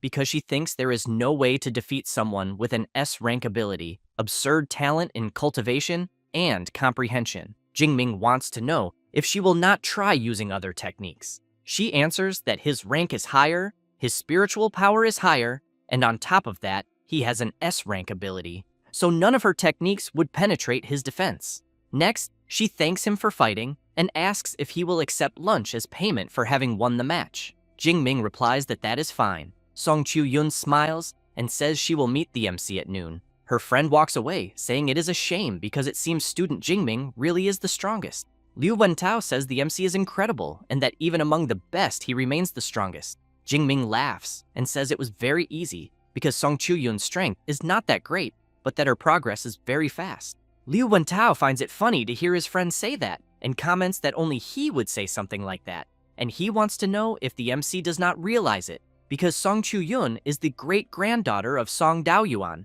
the 8th-rank Grandmaster of the Light Element who appears in the history books. Jingming becomes very surprised, wanting to know if it really is that specialist from 80 years ago, because he remembers the book dedicated an entire chapter to him. Liu Wentao explains that in the Chuan province, Grandmaster Song Daoyuan is a legend, and since Song Chu-yun is his favorite, of course she would evolve quickly. Jingming says that now everything makes sense, and that he thinks that is why she compared everything during the spar and had that ring capable of storing a 2-meter halberd. Next, he says he has to go, since it is time to learn more combat techniques. Therefore, Jingming goes straight to the university library, and while channeling his power into his ability, he thinks that condensing the underworld thunder armor consumes 1/5 of his energy and lasts half an hour, and that apparently it reduces up to 90% of impact and even counterattacks automatically, being a kind of reverse thorn. 4 hours later, Jingming decides to see how much will remain after investing in the underworld thunder armor.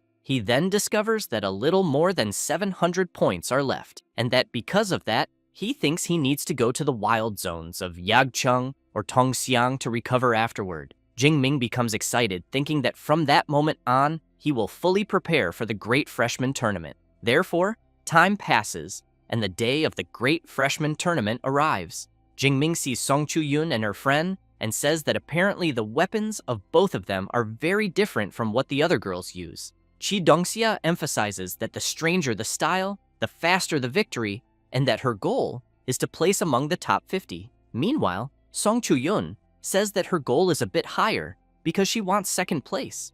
The MC finds that strange and asks why. She answers that she already knows she cannot beat him, so she does not want to suffer again. Liu Wentao says that the best of Qinghai province, Li Chengji, also reached the 2nd rank, and that he heard people saying he is very arrogant. Song Chu-yun says she cannot wait to see how strong he is. Chi Dongxia points her finger and asks everyone to look because she thinks they have arrived at the competition venue. Inside field number 3 of the Great Freshman Tournament, a friend of Jiang Chuyi comments that she did not expect to see her interested in the tournament and because she thought she did not enjoy watching these types of fights. Jiang Chuyi answers that it is because there is someone special she wants to observe. Her friend becomes curious and asks whether it is a man or a woman. Jiang Chuyi replies that it is a man and that she just saw him. As soon as Jingming enters the stadium with his friend and the girls, he becomes impressed and says that the arena is very large. Liu Wentao says he heard from his professor that the tournament will have a battle royale with 100 participants,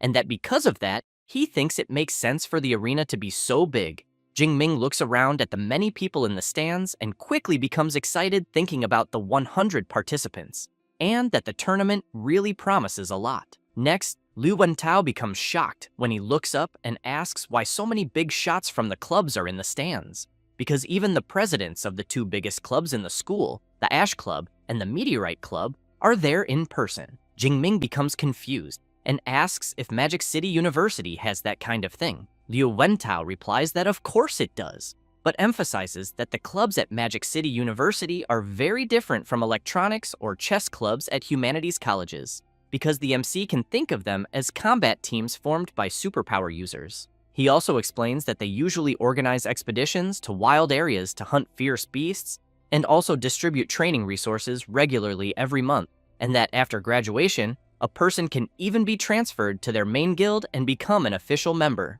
Liu Wentao makes it clear that Mr. Liu Ming is the vice president of the Ash Club, so he thinks it is a great day for the MC to shine, but he wants to know why he cannot see him. Jingming thinks about that and reflects that since he returned to school, neither Liu Ming nor his master has shown any sign of life, but he heard that they went to the southwest, and he does not know if they are okay. Meanwhile, a guy is calling his president and saying he heard that the situation in the southwest is tense, and that he is very grateful that he took time out of his schedule to return to the school, but emphasizes that recruiting newcomers is something they can handle, and that he did not need to personally supervise it. This is Wei He, president of the Ash Club, who makes it very clear that he is not there for anyone else, and that his only purpose in returning is to recruit Liu Ming's junior, Xu Jingming, no matter the cost. But when he turns around, he becomes intrigued, wondering why Wu Yuan of the Meteorite Club is also there, and whether his target could also be Jingming.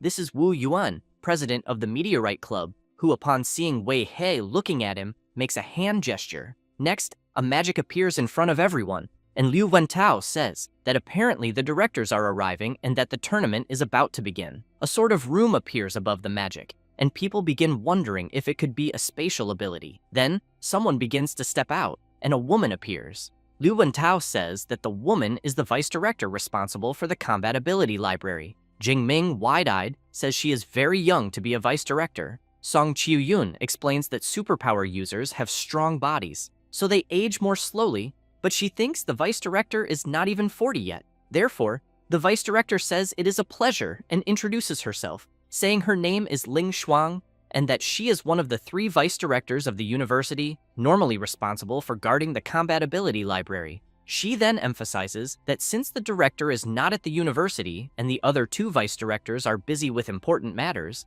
she will be the one conducting the opening ceremony for the freshmen this year. With that said, she says that first of all, she welcomes everyone to the Magic City Superpower University, and that this year's freshman class has 1,024 students, including the top 6 scorers from the provincial exams. She then says that there are 56 with A-rank abilities, 832 with rank B, 135 with rank C and D, and beyond that, the class has a rare S-rank superpower user. Liu Wentao immediately looks at his friend, as does Song Qiuyun. Ling Shuang explains that to help them grow, the university distributes resources each academic year based on their level, and that there are 5 levels in total, from D up to S. Then the Great Freshman Competition will determine their training during the first year. The vice director explains the ranking system, credit system, combat power ranking, mission system, and that competition at Magic City University is extremely intense,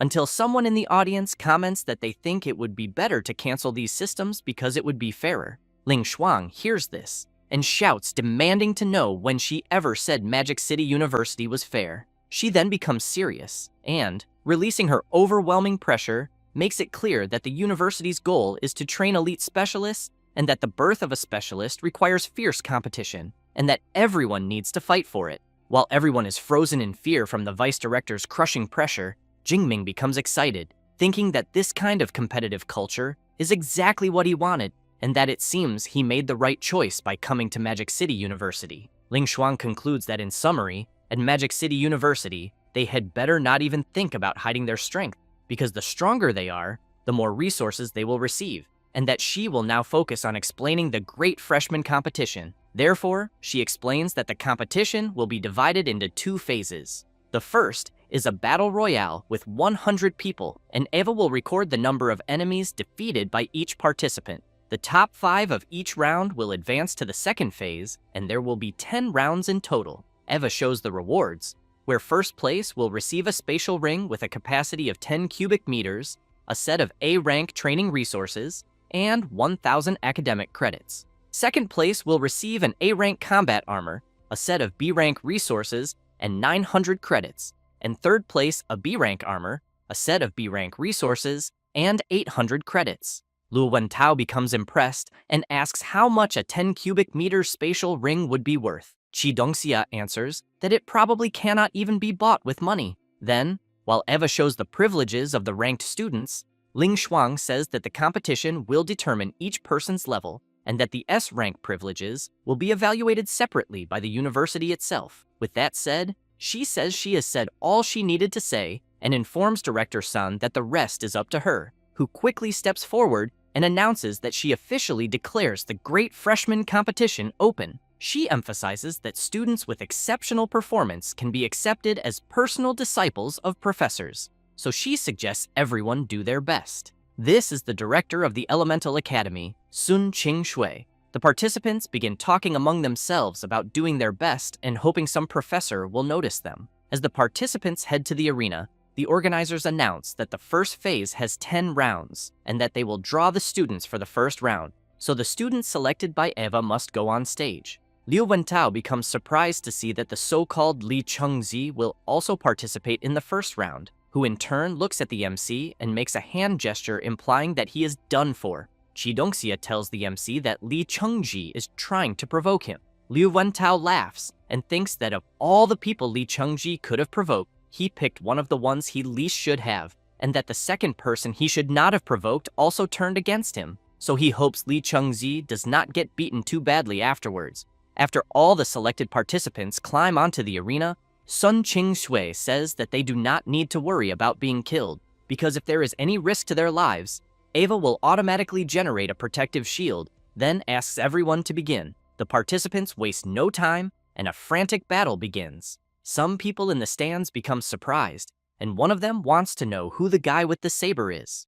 The chubby one says he thinks it is Li Chengji, the first place of Qinghai province. He, in turn, continues at high speed defeating the participants and calling them weaklings, until Eva announces that the first round has ended and that first place belongs to Li Chengji, who defeated 36 people. While stepping down from the arena, he calls out to the MC and says that since he is an S-rank superpower user, he wants to know if his results in the first phase will surpass his own. Liu Wentao says that Li Chengji is a lost cause and that he has seen people wanting to die, but never someone trying so hard to do it. Meanwhile, one of the members of the Meteorite Club calls the president and says that Li Chengji has advanced to the second rank, so he wants to know if they should make him the main target for recruitment. Wu Yuan replies that it will not be necessary because the main target is still Xu Jingming. The club member wants to know if the president has some kind of privileged information. He says that it is not exactly privileged information because he saw it with his own eyes one certain day. At that moment, Eva announces that they will start drawing the participants for the second round. After being called, Jingming says that he was lucky to be selected for the second round. Liu Wentao and Song Chu-yun shout that they will be cheering for him. As soon as he steps onto the arena, the other participants become surprised to find out that they will have to face Jingming, and that by the looks of it, the only thing they can do is fight for the other 4 spots. Jingming looks around and wonders if the participants think they are safe just because they are far away. One of the directors wants to know if the boy he is seeing is the new disciple that director Yang Gentian accepted some time ago, because he thinks his aura seems very sharp, and he really wants to see how he will perform. Sun Qing-shui replies yes, and says that he awakened the S-rank lightning ability, the Purple Heaven Divine Thunder. The other director becomes extremely surprised, chokes on his drink, and wants to know what is happening, because Jingming is already in the second rank, even though he was only an awakened when he entered. The other director says that it has been a little over a month, so he thinks this pace of evolution is quite frightening. Sun Qing-shui says that the old Yang Gentian did not mention such news, and that apparently he knows how to keep secrets. She then shouts for the second round to begin. The MC, while spinning his spear and releasing his power, thinks that this was already expected, because compared to fighting beasts, he still prefers fighting humans.